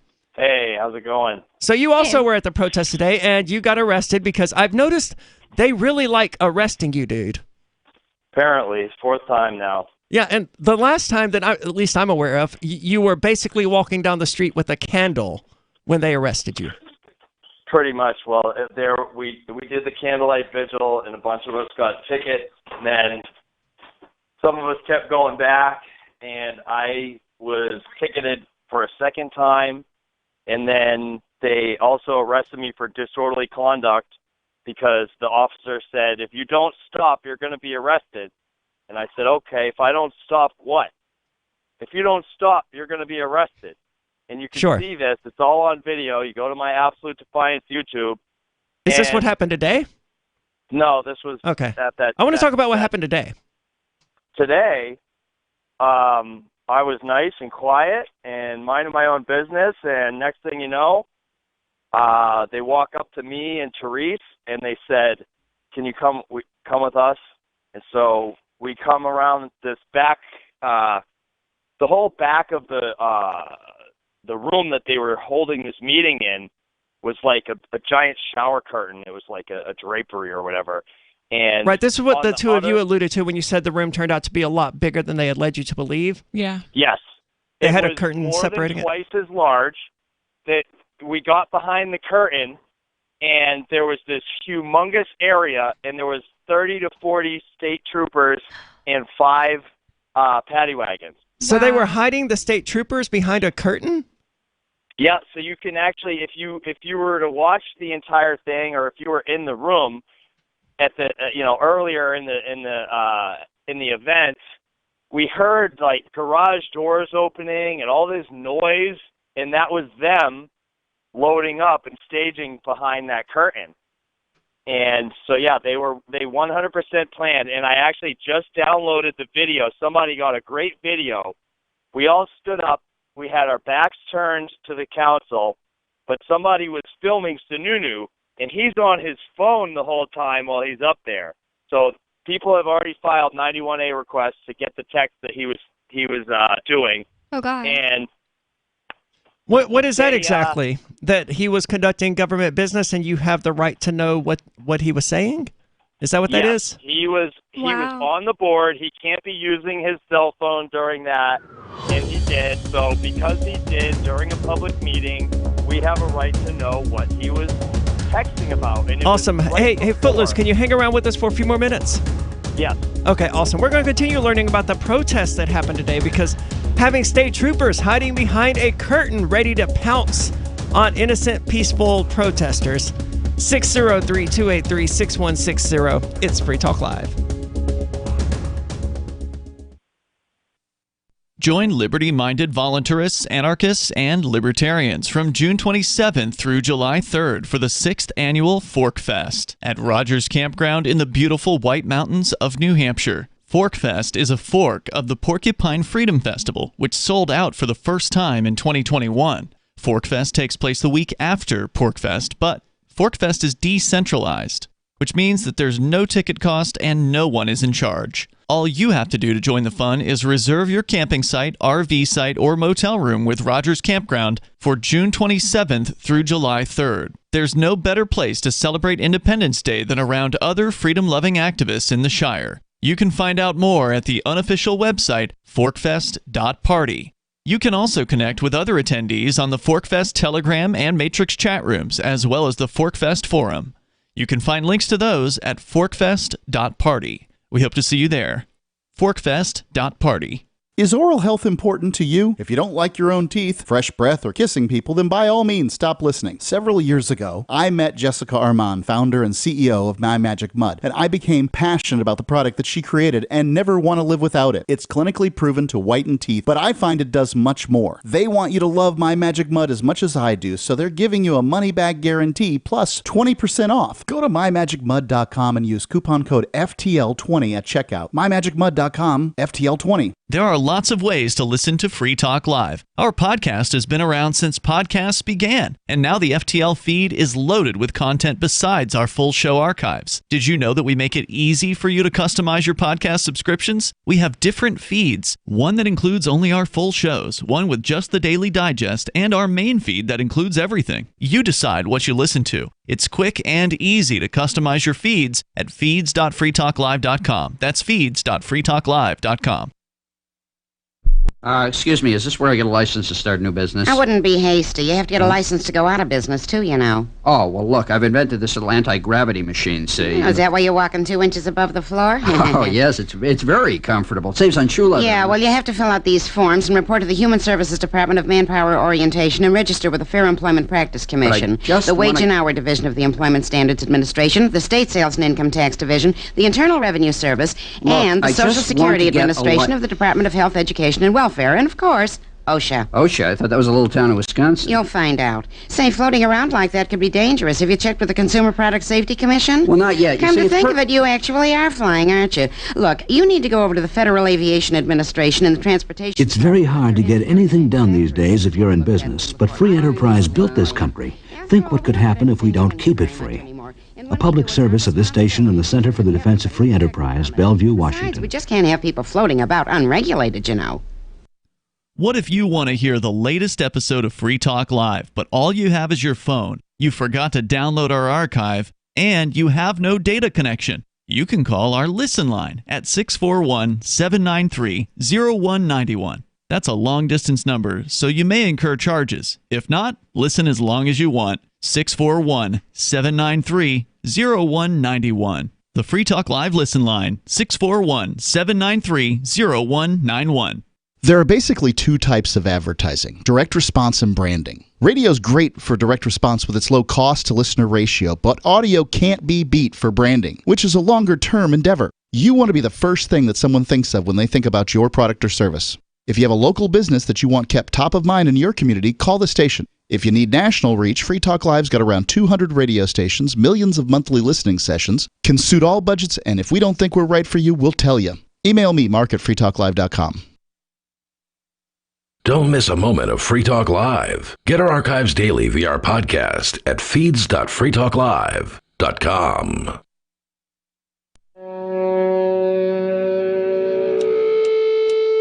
Yeah!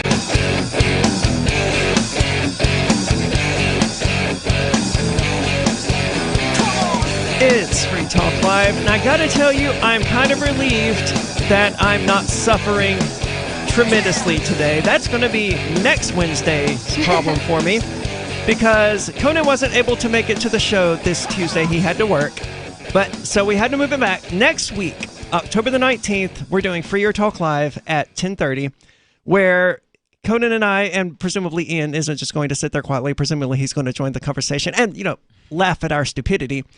While carrying on these conversations, we're going to eat increasingly hot peppers, starting with the jalapeno, going on to the habanero, and then taking a huge, unfathomably large leap up to the ghost pepper, finalizing it by eating Carolina Reapers and trying to have a conversation while we're doing this. It's not going to end well, but it's going to end very funnily, so it's going to be great. Watch it live at video.freetalklive.com this upcoming Tuesday. That is October the 19th. We're going to regret having done this. Like, almost immediately after eating the Carolina Reaper, you regret doing it. But you regret it for a full 13, 14 hours afterward. Wow. No part of this is a good idea. And I said the last time I ate a Carolina Reaper that I was never going to eat another one. But here I am again. Free Talk Live. Yeah, video.freetalklive.com, Tuesday at 10:30. We're talking to Footloose at the moment, though, who was arrested at today's protest because, as we've all seen, they just love the hell out of arresting you. What was their excuse today? What was their juvenile argument that you had to be arrested? I have not received that yet, so we did not get copies of the complaint. None of the officers that transported us to Merrimack County where we were booked, none of them had any. We didn't see it. We don't know. None of them knew anything about anything. So they didn't tell you what you were charged with? Disorderly conduct. Okay. Disorderly conduct. Everybody. Then there were 9 people in total that were charged with disorderly conduct. A couple people were charged with resisting arrest. I don't know. Marilyn Todd and her husband were arrested and separated from their child as well. So there were rumors going around that the reason people were being arrested today was because of the last protest. Yeah, that's all disinfo. That's 100% disinfo. Ridiculous. Doesn't make any sense.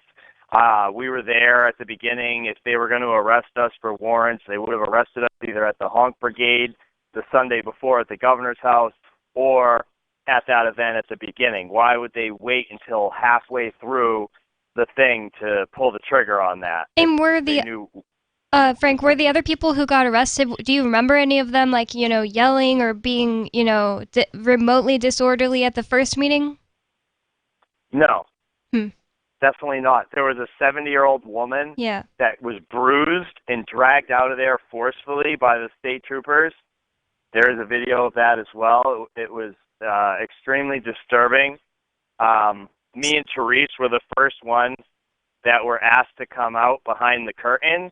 And once we got behind the curtain and they said we were arrested, we were completely quiet and not making any disturbance whatsoever. Once I was in handcuffs, that's when I announced to everyone, we're being arrested. And one guy was arrested for asking why we were being arrested. Total police state type of things, by the way. What is it? It's totally a police state type of thing if you get arrested for asking why someone else is being arrested. Yep. That's the sort of thing you definitely see in a police state, not in a free country. And, they're just doing their job. Well, they need to pick a side. They need to decide if they're on the freedom side or on the tyranny side. There's no left or right. Well, they're on the tyranny side. I mean, the tyranny is what pays them. Right. And they probably enjoy doing it. The Nazis were just following orders, too. Oh, I know. Yeah, exactly. I'm not saying they're morally right for following orders. That's obviously not correct, but that's the side they've chosen. I mean, we're going to be pressured. I know we do have a lot of sympathetic, at the very least, law enforcement, but they need to come out publicly and to denounce this stuff. We're going to see what this Freedom of Information or 91A request reveals from the governor's text. Who was he texting? What was he texting about? Was he telling his Praetorian Guard to remove the plebes? Right? Right. Well, hopefully that's not his job. He's not law enforcement, and he can't direct them to arrest people either. No, hopefully that works out. Keep us posted about it. When you do get those text messages, give us a call and let us know what they actually say. Hopefully you get them. I know the government in general likes to drag its feet on what is basically Freedom of Information requests, but I think New Hampshire is a little faster about it. I'm not 100% sure, but I'm glad you're out of jail. I'm glad they didn't find an excuse to hold you. And I'm curious to see why they arrested people. If it's not the fact that people had warrants from the previous protests, then these videos are not going to do a whole lot of good for the reputation of these state troopers here in New Hampshire. No, and it just literally doesn't make any sense because all of these people were just peacefully sitting there silent. They weren't talking, they weren't moving, they weren't doing anything, so it makes zero sense why they would be arrested. That blue line's getting thinner. Yep. It is. We also have Major Payne, who is calling from Michigan. Major Payne, you're on Free Talk Live. Good evening. Thank you for taking my call, guys. Absolutely. What's on your mind tonight? Well, you got me a little freaked out and off center here with what I just listened to. What state is Merrimack in? Is that New Hampshire? That is New Hampshire. Yes, it is where Concord, the capital of New Hampshire, is. It's also where the federal holding jail is. That's where most of us sat in jail. You know where Mackinac Island is, right? That would the original Indian translation of that, I believe, was Michilimackinac. I have no idea. No. Well, I'm just saying the Indian names have gone all across the country here north of the 45th parallel, in similarities, because the languages were broken up a little bit, but similar, right? You got me? Sure. The Indian translations of how places got named. Okay. But anyway, what you were talking about, I'm thinking we need to go back to the old yellow flag with the pine tree with the snake wrapped around it. Don't tread on me. I'm getting real sick of being waylaid. Well, people are flying that flag. Briefly, in the apartment next to mine, in the apartment next to my house, somebody had one of the I think they're called the Gadsden flags. I was wearing it on my shirt today before I took a shower. But, I mean, it doesn't mean anything to them. They'll tread on you all they want, and they don't care that you don't want that. My favorite one, I've seen a lot of, mimicry of that particular one. My favorite one was a snake getting his head crushed by a foot saying, I specifically requested the opposite of this. Yeah. That's funny. That one was one of my favorites. I think it's a thing that should be taken back from the conservatives who don't get it. Like, I get it, so that's why I'm wearing it. Right. A lot of conservatives do use it without actually... because they don't mind getting tread on as long as it's a Republican or conservative treading on them. Yeah, you see a lot of bootlickers that then they're like, fly the tread Gladstone harder, flags, daddy. and it's like, I'm like, I don't think you get what that means. My favorite ones are where you see the there was Gadsden another flag flag. bumpers. Hold on. My favorite one is where you see the Gadsden flag bumper sticker, right beside it a Blue Lives Matter sticker. Yeah, Thin it's blue like, line, you really don't understand what that means, do you? So go ahead, Major There Payne. was another flag that was briefly prosperous, and it was the snake chopped up into pieces. Yep. And each one had initials as the particular colony. But I don't recollect which one was the head and which one was the tail. I don't think I've ever seen that particular interpretation of it. No, if you go into little colonial literature, it's not hard to find. Okay. Well, thank you so much for the call tonight. It is definitely getting bad out there. I mean, none of us want to be tread on. I don't fly it because it's got so many negative connotations and stuff like that, but that's sort of a stupid reason coming from me because I would definitely throw out a giant Baphomet statue outside of my house despite the negative connotations of that. So, but there's certain connotations I just don't want to actually take on. Yeah. And that is one that I don't particularly want. Like, I'm pro-secession, sure, but that also isn't going to cause me to throw a Confederate flag on my vehicle. Because, sure, I guess technically they were also pro-secession, but there's a lot of baggage there that I don't want to be associated with. Not necessarily a great look. Yeah. And, I mean, I didn't mind running as a Republican because anyone who takes a look at me is going to immediately know that I'm not a Republican. Yeah. I don't like being registered as a Republican. I only did it so I could vote for you. Thank you. I appreciate that. Oh, yeah. Can't you do that if you're an independent, though? This was something else. Or undecided or something? I was voting in the Republican meeting to keep Arya and Ian. Yeah, it wasn't. that's right. It wasn't just for mayor. That was a fun meeting. I enjoyed that. I'm still technically a Republican, but it's just so that I can go to the statewide Republican committee meeting because they can't tell me I can't because I'm officially a delegate since I won my Republican primary. And there's so many golden opportunities to troll there that I just can't pass it up. 603-283-6160. How out of control is it out there with state troopers hiding behind curtains to pounce on people? It's Free Talk Live. Breaking weather news. Belize is sunny and around 82 degrees every day this week. What's the forecast for your life? If current politics and economic prospects are cramping your freedom, escape to the tropics. ECI Development has affordable second homes for you to own or rent in Belize and other tropical countries. Places with stable governments and growing economies. Secure your freedom now. To find out more, send an email to ftl@ecidevelopment.com. Brute force, intransigent defiance, adamantine will. These are the hallmarks of the AI tank. These gigantic machines have the firepower of an army, but they also have their own sense of honor and duty. When the world breakers arrive, battle will be joined, planets will shake, and war and peace will never be the same again. World Breakers. Stories from David Weber, Larry Correa, and more. Available August 3rd from BaneBooks.com. Looking for a great real estate investment? Consider New Hampshire, which is ground zero for the Liberty Movement. Your first call should be to Mark Worden from Porcupine Real Estate. He's more than just a real estate agent. He's your New Hampshire concierge. Where are the best places to live? Do you want farm, city, the burbs, or forest? Do you want a duplex or multifamily building so that renters pay your mortgage? There are homes in all price ranges in New Hampshire, and Mark can help with financing too. Invest in Liberty and property. Mark Worden can help. PorcupineRealEstate.com. Tired of cancel culture? Sick of mega tech corporations holding an axe over your head? Join the LRN.FM Matrix chat server. It's self-hosted, so no one else can tell us what to do or say. Don't like the existing channels? You can make your own. You can even connect into some of our channels from other Matrix servers. It's federated. For the full LRN.FM Matrix experience, though, you should join our server via the step-by-step instructions at chat.lrn.fm. Chat.lrn.fm.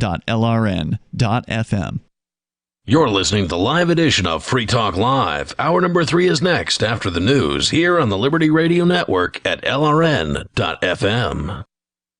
From Feature Story News in San Francisco, I'm Ira Spitzer. Two of the biggest ports in the United States will start operating 24 hours a day. That's to try to clear long lines of cargo ships waiting to unload their goods. FSN's Rachel Silverman has this report from San Francisco. The Port of Los Angeles now joins the nearby California Port of Long Beach with plans to operate around the clock, 7 days a week. Together, the two sprawling facilities are responsible for nearly half of all imports into the United States, making them a key part of logistical networks strained by the coronavirus pandemic. President Biden helped broker the plan. By increasing the number of late-night hours of operation and opening up for less crowded hours when the goods can move faster, today's announcement has the potential to be a game changer. Major companies like Walmart and FedEx say they're planning to expand their working hours to help relieve the growing backlogs in the global supply chains. Average anchorage time for container ships in the Port of Los Angeles are now more than 11 days. The World Health Organization has announced the formation of a new scientific advisory group to try and figure out where and how the coronavirus originated. The group will include scientists from 26 countries, including the U.S. and China. The first known cases of the virus were discovered in the Chinese city of Wuhan in December of 2019. Earlier this year, a WHO team spent 4 weeks in Wuhan and concluded that the virus had likely originated from bats, but that more research was needed. However, officials at the WHO later indicated that the Chinese government didn't provide them unrestricted access to data from the initial days of the outbreak or to a lab which has come under scrutiny. Beijing has rejected this, saying that they consider the investigation into the virus's possible origins in China to be complete. The Dow traded flat on Thursday after a key marker of U.S. inflation showed a bigger than expected increase for September. Meanwhile, the Federal Reserve says it may begin tapering pandemic stimulus measures next month. FSN's Sarah Walton reports.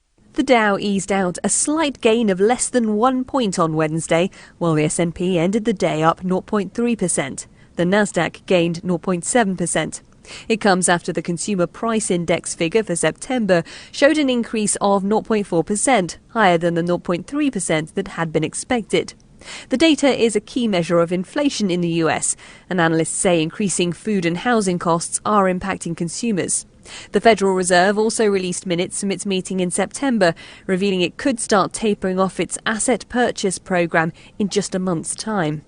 And third quarter earnings season kicked off on Wednesday with JP Morgan Chase beating expectations to report revenue of more than $30 billion. Sarah Walton, New York. From Bureaus Worldwide, this is FSN. With FSN Spotlight, I'm Simon Marks, looking in more depth today at COVID-19 figures in Russia that are moving in the wrong direction. The country posted its highest daily number of COVID-19 deaths since the start of the pandemic, 973 people dying from the virus on Monday, amid a fourth wave of infections that is also poised to exceed the previous peak. FSN's Julia Chapman is our Moscow bureau chief and says Russia has been recording record COVID numbers for 10 of the past 14 days. Russia likes to point out that it was the first country in the world to approve a COVID-19 vaccine for widespread use. And over the summer, when the third wave of infections came along, there was a huge push to get people vaccinated. Cafes, restaurants and cultural events in parts of the country started requiring a QR code proving that someone had been vaccinated or recently recovered from the virus or had a negative PCR test. And all of that did significantly accelerate the rate of inoculation. But since then, there's been a big drop. And as it stands, less than 40% of Russians have been fully vaccinated. She says the country's health minister is warning that hospital beds are filling up rapidly, but it's currently up to regional leaders to decide whether to introduce fresh lockdowns. Sensing their unpopularity, the national government in Moscow devolved that power to them several months ago. With FSN Spotlight, I'm Simon Marks. The main news again. Two of the biggest ports in the United States will start operating 24 hours a day. That's to try to clear long lines of cargo ships waiting to unload their goods. The World Health Organization announces a new scientific advisory group to try and figure out the origins of the coronavirus. And U.S. markets are flat after a key marker of inflation showed a bigger than expected increase for September. That is the latest feature story news. Ira Spitzer reporting.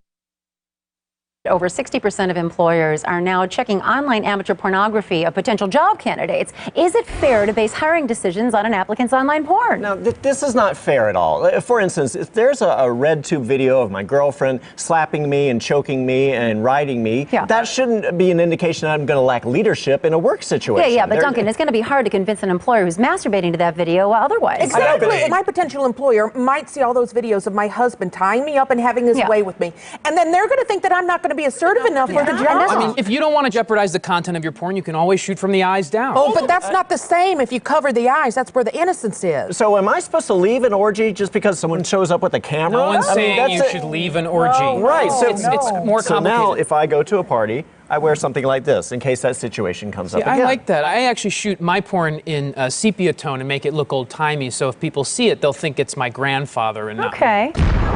This is the Onion News Network.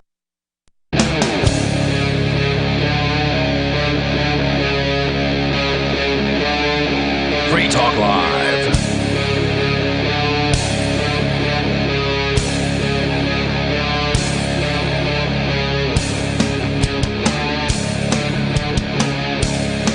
It's Free Talk Live with Aria, Nikki, and Bonnie, and you're invited to join us. 603-283-6160 if you'd like to do that. Police are upset, of course, throughout many municipalities and states throughout the U.S. because drugs are being increasingly decriminalized, and let's just be honest, drug enforcement seems to be the vast majority of what police actually do in the United States. If we ended the drug war, think about how few cops there would actually be in the United States. There's like here in Keene, we might have 2 police officers total if drugs were just completely legalized. If people actually had the freedom to choose what to put in their bodies, we might have need for like 2 cops total, like one who works day shift and one who works night shift, and then but they're both off on Mondays and Tuesdays because there's no need for cops. Well, what here if in it Keene. takes more than 2 cops to set up people for prostitution scandals? Yes, okay, legalize drugs and legalize prostitution, and then you only need 1 cop. Yeah. Right? Or let's go as far, we don't need any. I mean, well, there are still violent crimes, property damage, and theft, and that sort of thing going on here in New Hampshire and here in Keene. And I don't particularly object to having a group of people that goes out there and handles it when someone starts beating someone or shooting someone or damaging their property, if they're being privately funded and if their primary goal is to de-escalate the situation and not cause anyone else to get injured.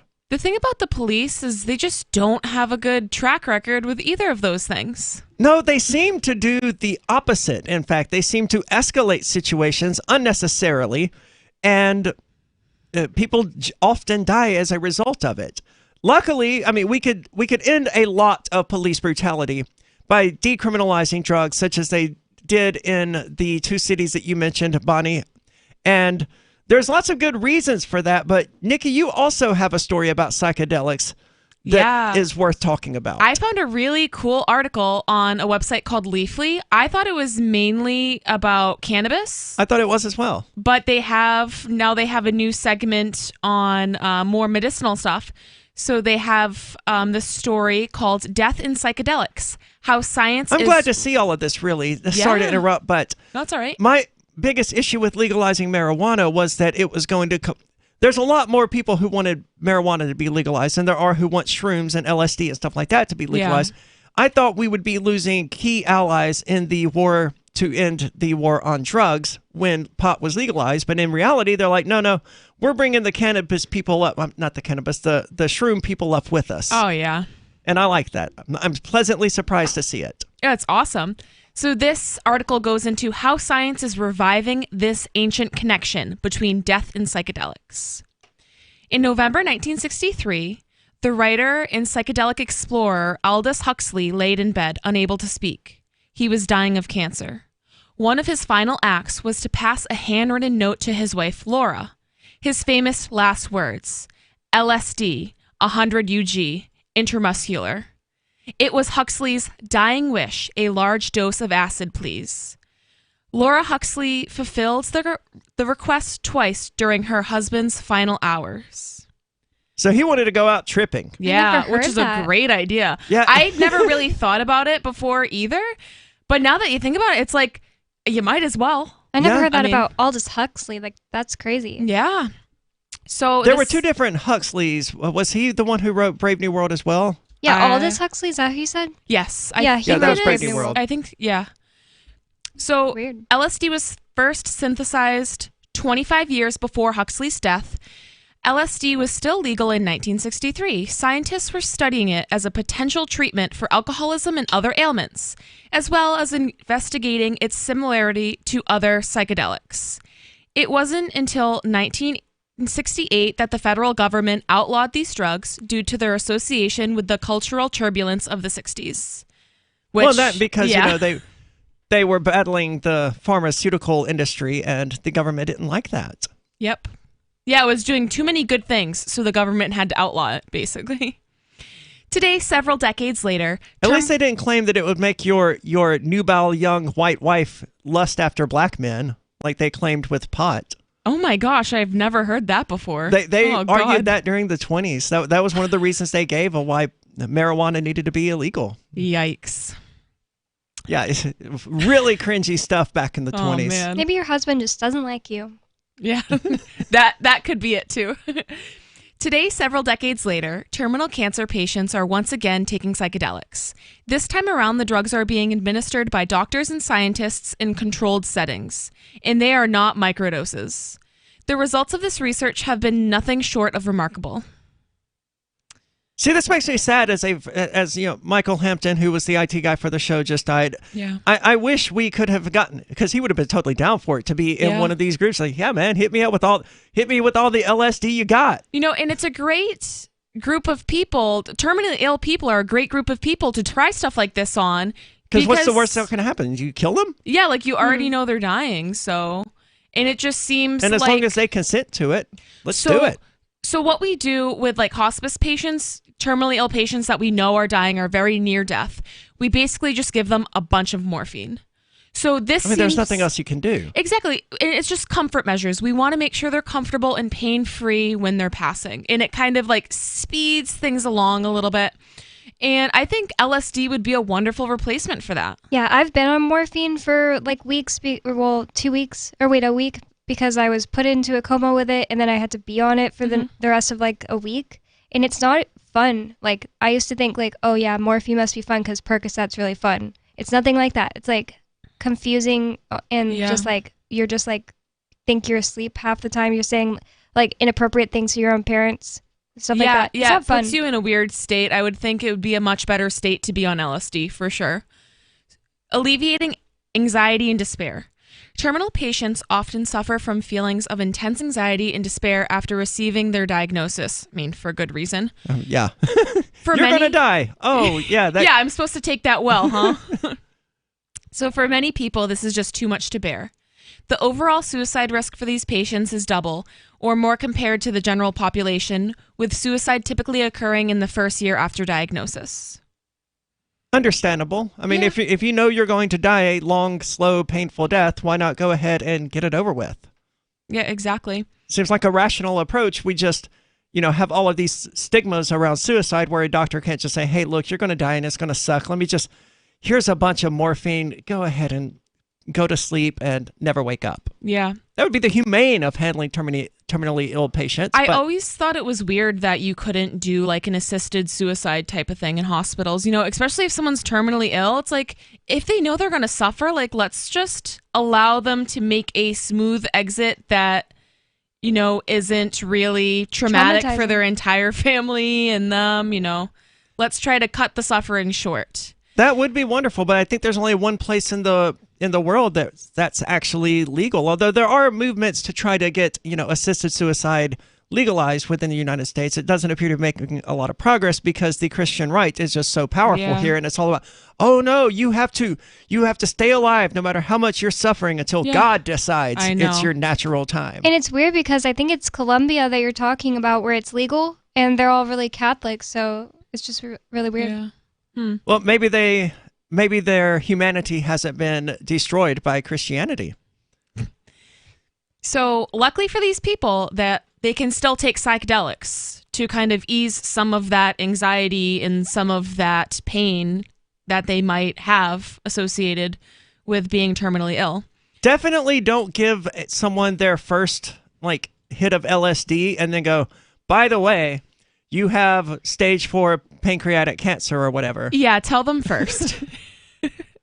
So after a single large dose of psilocybin taken in a curated space and supervised by a pair of doctors, many patients report feeling reborn.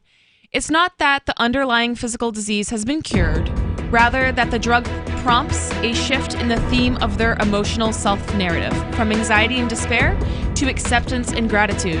And I think anybody that has done psilocybin mushrooms can agree, even if you're not terminally ill, that's kind of the general overlying theme of the way you feel. Absolutely. What are your thoughts, especially on assisted suicide? I know it's a controversial topic. 603-283-6160. It's Free Talk Live.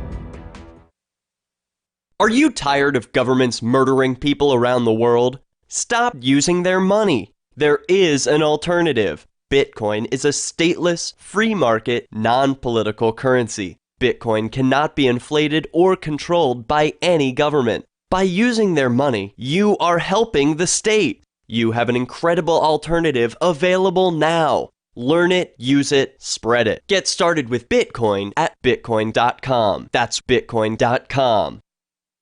Do you feel like your nation, state, or community no longer holds your values? Have you dreamt of a place where people agree that liberty is important and are free to pursue their projects so long as they respect the property of others? There are many people just like you that are discovering freeprivatecities.com. Their social media links are at the upper right of the page at freeprivatecities.com. All skill levels will be needed when the first of the Free Private Cities opens. It's sooner than you think. Stop arguing and build. freeprivatecities.com. Breaking weather news. Belize is sunny and around 82 degrees every day this week.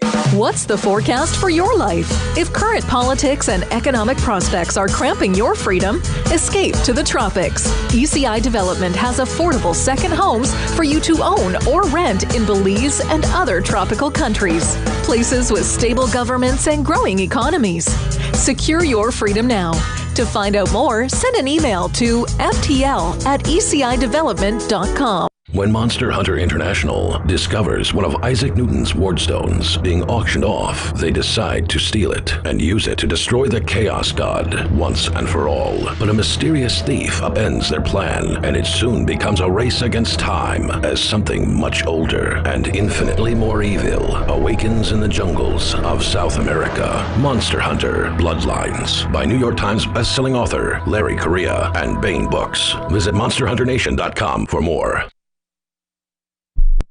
Why did you move to the Shire? I moved here to the Shire because there's other people around who take liberty just as seriously as I do. I moved to the Shire because I saw videos of people challenging authority and thought that I could get support myself. It called to me, like, do this, right now. I wanted to be around people like me who got it, and once I got here, I knew there was nowhere else that I wanted to be. I've always wanted to change the world, so I moved to the Shire to join people who were actually working towards doing the same thing. The people here are awesome, loving, and positive. It was for the adventure and for the feeling of something important is happening here, and I just wanted to come to sort of be part of that.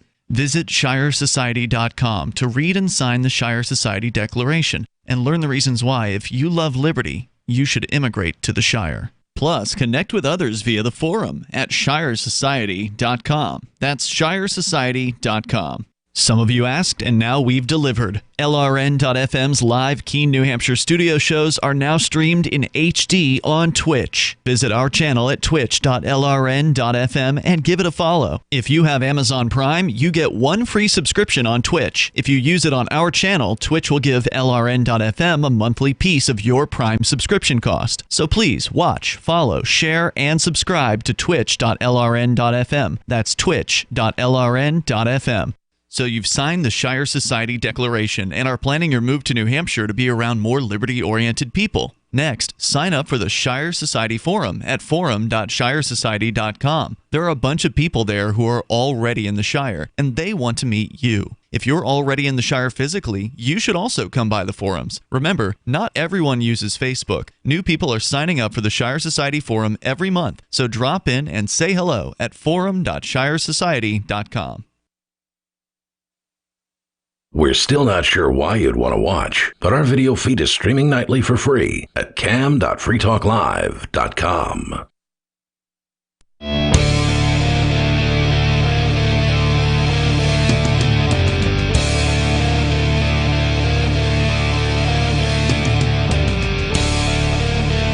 It's Free Talk Live, 603-283-6160 if you'd like to join the conversation with us tonight. That's 603-283-6160. With you tonight, it's Aria, Nikki, and Bonnie. And don't worry, for all 0 people who were out there watching us on Nemo TV, we appear to be back on there, but it's a temporary thing. And as far as I'm aware, we are still streaming on YouTube, but that also is a temporary thing. We're constantly being suspended and given strikes on these platforms for simply having the audacity to speak our mind. However, over on Odyssey, we're allowed the freedom to speak our mind. Let me rephrase that. We're not allowed the freedom to speak our mind. Our right to speak our mind is not being impeded by Odyssey. You can find our channel at video.freetalklive.com.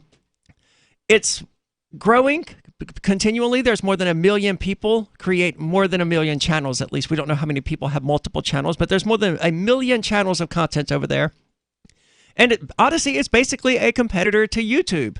A lot of people are going there because YouTube is kicking them off their platforms. And honestly, there's no reason not to have your videos on Odyssey and Library, which is the blockchain protocol that is underpinning Odyssey. It takes just a few clicks to get your entire YouTube channel imported into Odyssey. And it will take you like 3 minutes to add Odyssey streaming to your streaming setup. It's super easy, and they make it absolutely easy to set up and do. Check it out, video.freetalklive.com. That'll take you directly there. That's video.freetalklive.com. We're talking about shrooms, however, and the many, many, many benefits of them. And this latest study that, to the surprise of no one who has actually done shrooms before, it turns out that terminally ill patients who are faced with dying relatively soon take the news, they feel a lot better about that news after a few heavy doses of shrooms. So there's been studies, this man named Leary. Timothy Leary? Yes, it must be Timothy Leary. Like, they're only calling him by his last name, so I don't know what his first name is. But yes, Timothy Leary. He goes into depth about how psychedelics have the ability to induce these remarkable brain states that may be showing such promise in alleviating the very ordinary fear of death. So even in people that aren't terminally ill, it has the power to kind of make people rethink things and just see life and the world in a different light. And I think that's important because my understanding of humanity is that humanity is traumatized because suddenly we exist and we know nothing about what's going on. All we know is we have an existence, and there's no explanation of any of it. Just suddenly, hey, here you are, you exist. And oh, by the way, that existence is going to end. You're going to die. And the entire history of humanity, in my opinion, is humanity trying to come to terms with the fact that they just suddenly existed without any explanation or reason, and that existence is going to end, that they're going to die. And it has produced religions, and it produced institutions like the state that are trying to create some level of order for people to make them feel better about themselves, to make them feel in control of this fleeting existence. In most religions, interpretation of what happens at and after death is not comforting. You know, the thought of judgment and the thought of possibly being damned to hell and all these crazy stories that people are told and all the fear-mongering that many religions do, you know, it terrifies people. Yeah, it's all about taking that person's natural fear of death and amplifying it and convincing them that if they just obey, if they just do these things, then they will live forever. Yep. That's all religion is. It's a cheat card for people who want. That's all the soul is. It's a cheat card for people to come and say, "Oh yes, I'm actually eternal. I'm going to live forever." No, you're going to die. Come to terms with that, because it'll make the world a better place if we all just realize, hey, you know what? This kind of sucks, and we are making it suck way more for each other than we have to. If we could just take some shrooms and relax and live in peace, it's going to be okay. I would love to see some research between religions who fearmonger over death and religions who believe in things like rebirth and reincarnation, or have more of like a peaceful view of life and death. That's why Buddhism is so weird, because the whole point of Buddhism isn't to extend your afterlife or the existence of your soul. It's to put an end to it so that you can finally die. Yeah, because I was going to say reincarnation terrifies me. I don't want to be reincarnated. I don't want to look like something else. I don't want to forget who I am and live another life. I don't even believe that that's possible. It's okay. You won't remember. How exactly? If I don't remember myself and I'm nothing like myself in my past life, doesn't, have anything to do with my next life, that's not me, so that's not possible. It's just another person being born. It's the essence of who you are that is being reborn. So really, this could be like your 500th life. I and you personally would never don't believe know. that. I don't think that would make any sense. Like, why would my essence, Energy cannot be created nor destroyed. Yeah, reincarnation it's almost a fact of science at this point. In one form or another, I mean, you're going to, decompose, and your cells are going to end up in the trees and in the grass, and animals are going to eat those, and you're going to be a part of everything else. I don't know if I would really consider that reincarnation, but you're always going to exist in some form or other. You just won't I can understand and get behind. You just won't have the ego consciousness part of it. I just die, my soul blasts off into some soul generating thing, and I go into another woman's womb and just live a different life. That's stupid and pointless. Sorry, that's just my opinion. That could be the case. I don't know that it's not the case. All I know is that I don't know. Yeah, I don't see any particular reason to believe in the soul. And based on my understanding of humanity, it seems like the soul is just an escape mechanism for people to convince themselves that they are immortal. But I don't know that we don't have souls. But going back to the idea that religion is just like made to scare people about death, and that everybody's scared of death.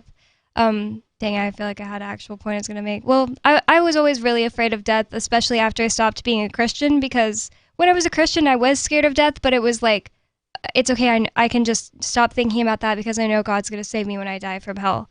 But then once I stopped being a Christian and I really had to think to myself, what do I actually believe?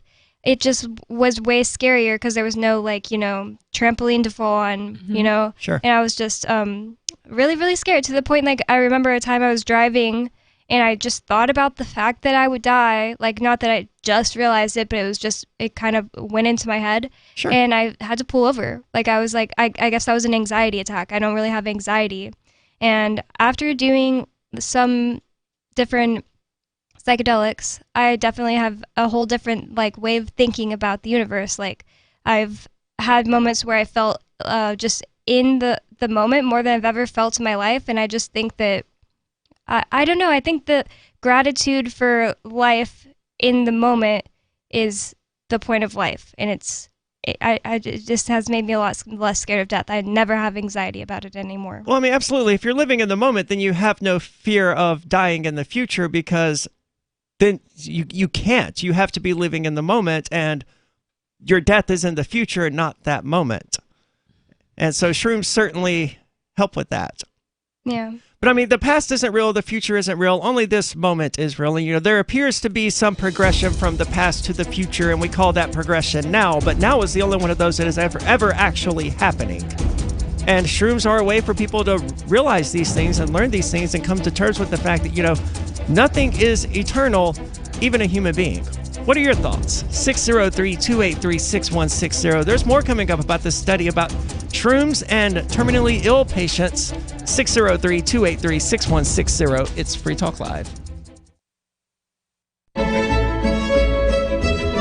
Carl Watner, longtime proponent of a voluntary society, died last December. You may have seen his articles published on his website, voluntarist.com, in his newsletter, The Voluntarist, the Mises Institute, or elsewhere over the last 40 years. His newest book, I Must Speak Out, Volume 2, The Best of the Voluntarist, is now available via Liberty Under Attack Publications. This 430-page second volume spans the years of 2000 through 2020 and includes articles by Carl Watner, Hans Hermann Hoppe, Karl Hess, Benjamin Tucker, George H. Smith, Lysander Spooner, Pete Eyre, Joyce Brand, and many others. I Must Speak Out is for the newly initiated, the veteran voluntarist, or anywhere in between. Buy the book now at libertyunderattack.com/voluntarist. For more great content on building a voluntary society and for Carl's extensive archives, check out voluntarist.com. From Feature Story News in San Francisco, I'm Ira Spitzer. Two of the biggest ports in the United States will start operating 24 hours a day. That's to try to clear long lines of cargo ships waiting to unload their goods.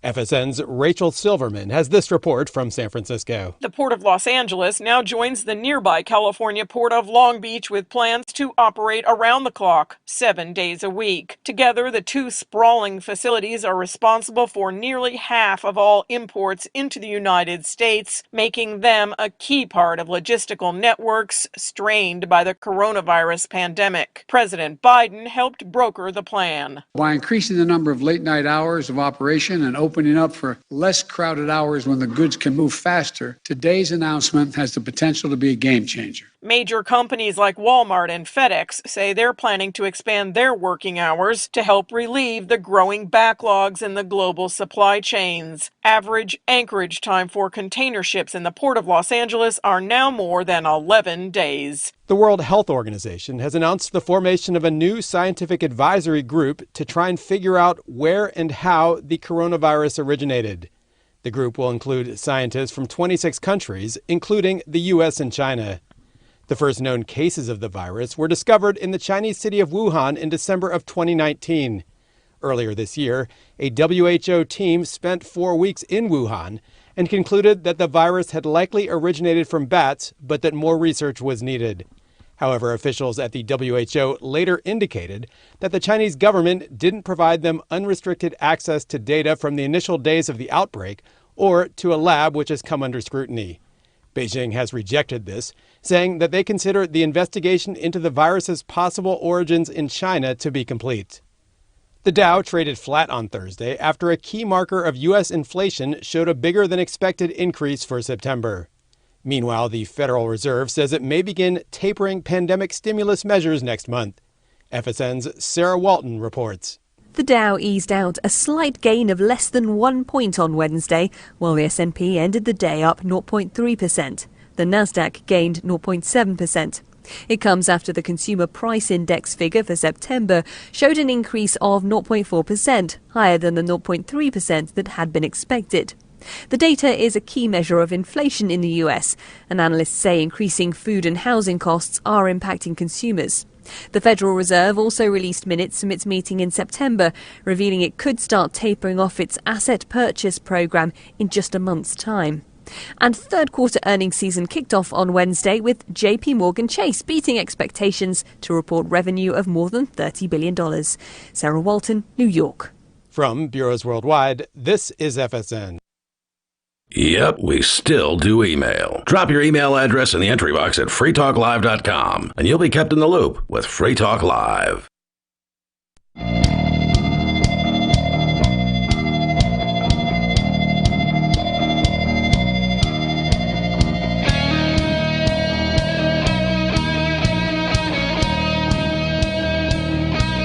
It's Free Talk Live, and last year we told you about Intercoin, which can help any business or organization launch their own currency or raise money using their own token. Well, now Intercoin.org has launched worldwide, so if there's a token you want to launch or an app you want to build, go to Intercoin.org, enter your email, and the team will get in touch with you, learn about your needs. And while you're there, if you want, get some Intercoins for yourself. That's Intercoin.org, INTER coin.org. With you tonight, it's Aria, Nikki, and Bonnie. And we're talking about one of my favorite subjects outside of cryptocurrency, which despite not being able to use it or have anything to do with it, it is still one of my favorite subjects because it's a powerful thing. But another powerful thing that I love talking about are psychedelics and the many positive things they can do for an individual. I used to struggle with depression and anxiety. I still occasionally get anxiety, but it's so rare that it's a non-issue. And honestly, the only times I've experienced anxiety was in the last 2 years was when I had to deal with the bank because they're horrible institutions and they're jerks. But other than that, I don't recall any actual anxiety experiences within the last since I came to New Hampshire and changed my life because shrooms were like, hey, you're unhappy and you need to make changes to your life. So I did that. So shrooms, psychedelics in general, absolutely awesome things. But before we get further back into that, we have Ted calling from New Jersey. Ted, you're on Free Talk Live. Hi, how are you guys doing? Hey, what's on your mind tonight? Oh, man, I came across this incredible document on the NATO website. This is regarding cognitive warfare. This thing was published in June of 2020. And basically, this document, this is a 45-page document. This thing is robust as you can get. There's just some things on here, even just from the table of contents. They have here, hacking the individual. Trust is the target. Cognitive warfare, a participatory propaganda. Behavioral economy, cyber psychology. Yeah, I don't need to hear the whole table of contents. So it's insane. This is ridiculous. This thing is so robust, and so this makes perfect sense. This is exactly what's going on right now. This is complete social engineering of the highest order. What is? This scandemic. This whole thing is just a way for them to kind of implement, I guess, transhumanism, because right now what it looks like, even on the cover of this document, there's a soldier and he has like a CPU chip in the middle of his brain, and then there's the wires coming out, sticking out all over inside of his helmet. And see, I don't mind any of that in and of itself. I just don't believe that human beings are at that level of understanding of human physiology and technology. Oh, my friend, I believe that they are. Website. It's a public document. I have it right here in front of me. Look, I'm not saying that doesn't exist. I'm saying I'm not opposed to transhumanism. I just don't think humans are capable of it in a safe and reliable way that doesn't destroy an individual's autonomy at this point. Well, according to this document, so you have the Army, you have the Navy, all right, we have the Air Force, we have the Space Force, and now we have the human domain. Now it is your mind that is the warfare battle. The mind is the new battlefield of America. And actually, this isn't just America. That's been the case for all over the world. Decades, though. Propaganda has been a key aspect of their warfare against the people since at least World War I and probably earlier. Right, but according to this document, cognitive warfare pursues the objective of undermining trust, public trust in electoral processes, trust in institutions, allies, politicians. Therefore, the individual becomes the weapon, while the goal is not to attack what the individual think, but rather the way they think. So I don't think that's happening here. From what I can tell on the ground, people are more trusting of politicians, more in love with the state. Right. That's exactly right. So this way they trust them, and then they discredit everything else. Right, so they can discredit. Right, but you said the point of this was the opposite. Opinions. What's that? You said the point of this was the opposite, to form mistrust of the point of this was you said to form mistrust against politicians and their government and to undermine their trust in those institutions, right? From undermining trust, yes, but that is on a process-wise. So over time, you develop the trust, and then once they have the trust, then they undermine. To what end? Well, according to this, it is natural to trust the senses, to believe what is seen and read, but the democratization of automated tools and techniques using AI no longer require a technological background, enables anyone to distort information and to further undermine trust in open societies. The use of fake news, deep fakes, Trojan horses, and digital avatars will create new suspicions which anyone can exploit. As the example of COVID-19 shows. Yeah, Ted, I'm not just going to let you sit here and read this article on the air. The massive amount of text on the subject, including deliberate bias text. Example is a Lancet study on hydroxychloroquine, created an information and knowledge overload, which in turn generates both a loss of credibility and a need for closure. Yeah, Ted, all of this has been going on for decades, dude. This is not new. I feel like this is just a pile of Trump buzzwords. Trump pansy buzzwords. Well, according to Deep NATO, this is what they're doing. Instead of using... if this was what NATO doing, if this was what NATO was doing, they wouldn't make it a public document on their website. They would be kind of hush about it. You can go on their website and look at it. So but that doesn't mean that's what they're doing. It just means this is a document of them describing a thing that happens. Yeah, but this has been going on. This is the thing, though, is that this whole thing is a way to control. They're socially engineering this whole thing. And in what way? And how does this document link? Both the media and both the fake news that's being delivered. Like, for example, they say, oh, you can get the shot and you don't get COVID, but we know that that's not true. And you can't spread it to other people, but we know that that's not true either. Well, that's not what they're saying at all. They're saying you can still get COVID and you can still spread COVID. It's just that the masses of people are pretending like that's not being said. Well, no, they're saying that if you get the shot... Where did you get that information? It was from the media that you're saying isn't giving you that information. Wait, I'm sorry. Say that again? Where did you get the information that you can still spread COVID-19 despite being vaccinated? Oh, that's clearly all over the internet. There's lots and lots of... Yeah, we call that internet the media. No, it's been peer reviewed. They're just not being done in the United States because the United States, the FDA doesn't Dude, what I'm telling you is MSNBC, Fox News, these websites, they openly admit this. No one's hiding that. The issue is the American people just aren't paying attention to it. Mm-hmm.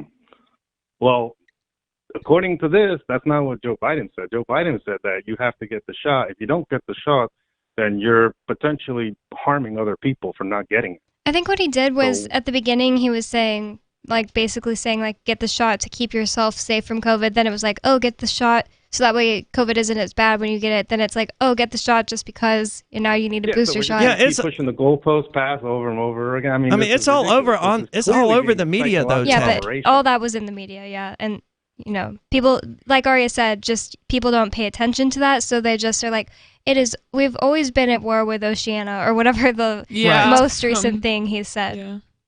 Yeah, thank you so much for the call tonight, Ted. I don't agree. I don't think the media is manipulating people they're obviously manipulating people. So let me recharacterize that. I don't think that what you think is going on is what's going on. Our source, I'm allowed 2 major news sources. Well, I'm also allowed some local news sources as well, but 2 major ones, Fox News and MSNBC, and yet I have seen articles about how you can still get and spread COVID-19 despite being vaccinated.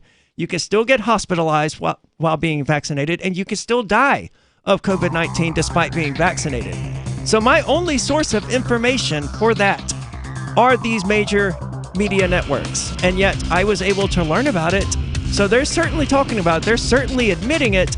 The issue is people just aren't paying attention because they want to believe that now they're safe and that the vaccine is keeping them safe. Maybe I'm wrong, though. Maybe I'm imagining having seen this. Give me a call, 603-283-6160.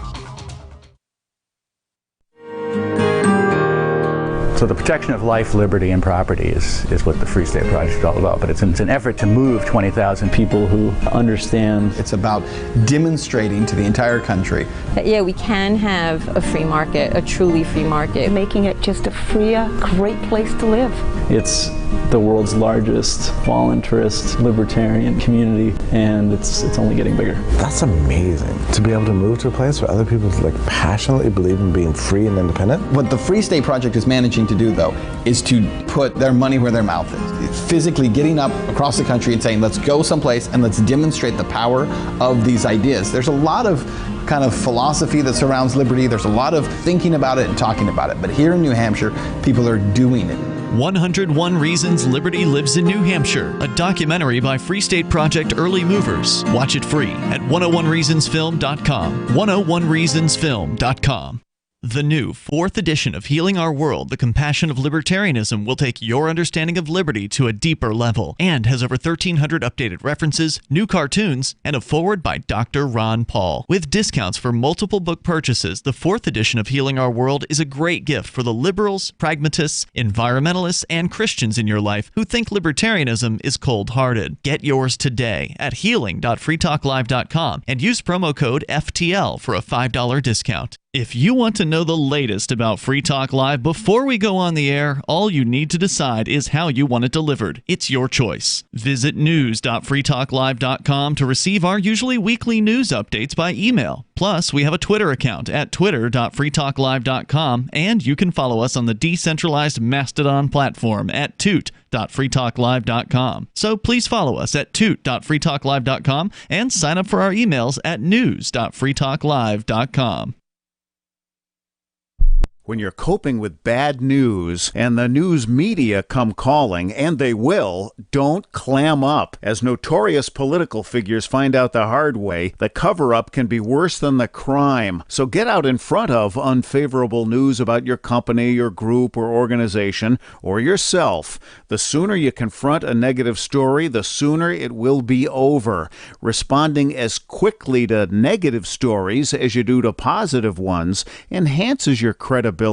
Hiding embarrassing information or lying will do more damage than damage control. Never stonewall. Tell your side of the story, use specifics, and detail what corrective action has already been taken. Respond in kind. If the issue is emotional, don't sound like a cold, unemotional Mr. Spock. For more tips on critical communication skills for the way things are now, hit survivalspeech.com. I'm Holland Cook. The LRN.FM social media channels have been revamped. We've eliminated Facebook and focused on other platforms like Twitter and Mastodon, the decentralized alternative to Twitter. On our accounts, you'll find posts from multiple LRN.FM show hosts together in one place. Follow us on Twitter at twitter.lrn.fm, or better yet, move to the decentralized Mastodon social media platform at toot.lrn.fm, toot.lrn.fm. I think you'll like it. Are you tired of your taxes funding endless occupations around the world? Antiwar.com is run by people who understand that wars abroad become wars at home, wars on our freedoms. Antiwar.com is dedicated to bringing you the latest in news, views, interviews, and reviews from the top movers and shakers in the anti-occupation movement. Antiwar.com has it all, from thorough foreign policy analysis to interviews with whistleblowers who used to run the military-industrial complex. Anti-war, pro-free market. That's antiwar.com. Got Telegram? You can follow our channel there and discuss show prep with other listeners at telegram.freetalklive.com.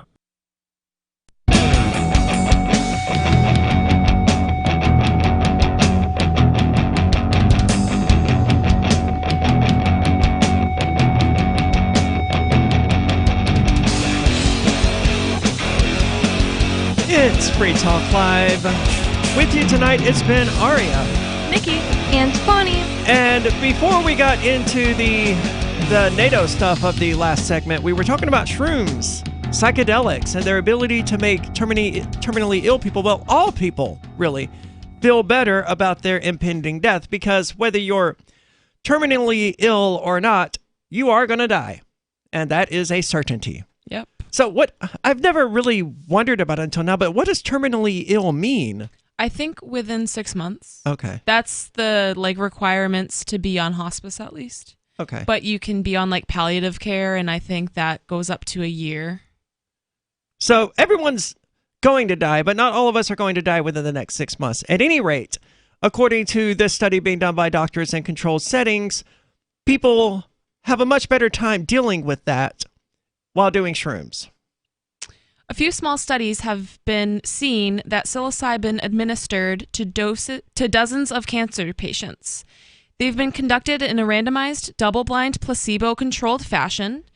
In general, a large majority of patients showed sustained, clinically significant reductions in measurements of psychosocial stress and increased levels of overall well-being.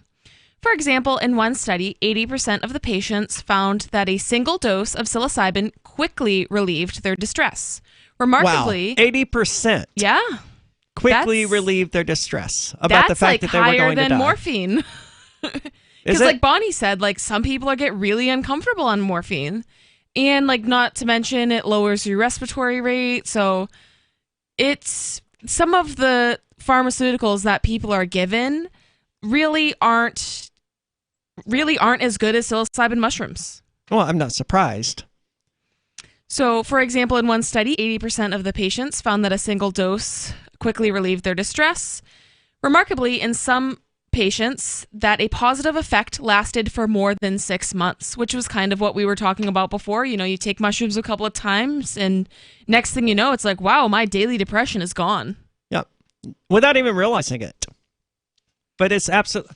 The effect of doing shrooms certainly lasts longer than the actual trip. Oh, yeah, absolutely. And I mean, if you do them enough, that they have sort of a permanent effect on your general outlook and your general well-being. And that's just how they are. Absolutely. So terminally ill patients getting them, I'm all for it. Well, I'm all for everyone being able to do psilocybin cubensis if they want. But especially for the terminally ill, I mean, someone's got 6 months to live. Do what you can to make them as comfortable and happy as possible. Exactly. It doesn't matter what happens to them at this point. They're going to die. There's not a lot you can do to speed that up or slow it down. So give them 20 grand and let them go have some fun.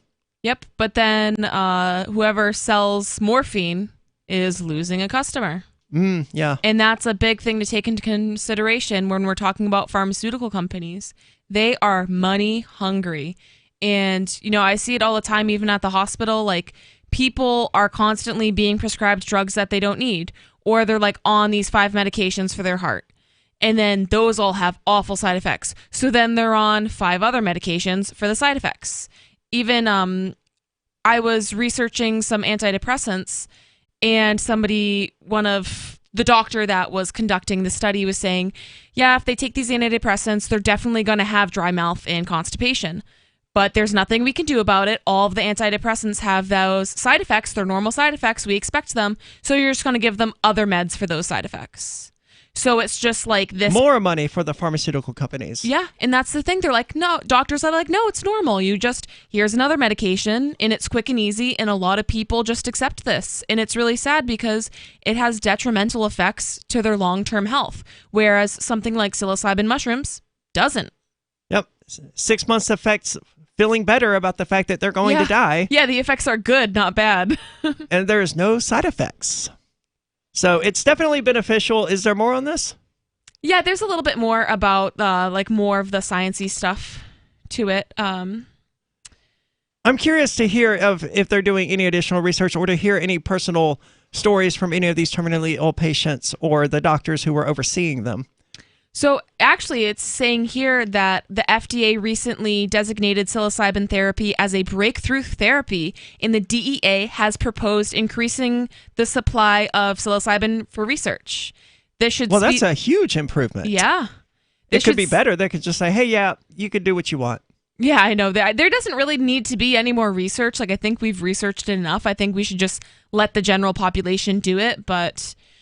You know how... That makes controlling tyrants very uncomfortable. Yeah, you know how the FDA and the DEA is. They don't like to do that. But hopefully this will be able to speed up people being able to use them in a real clinical setting.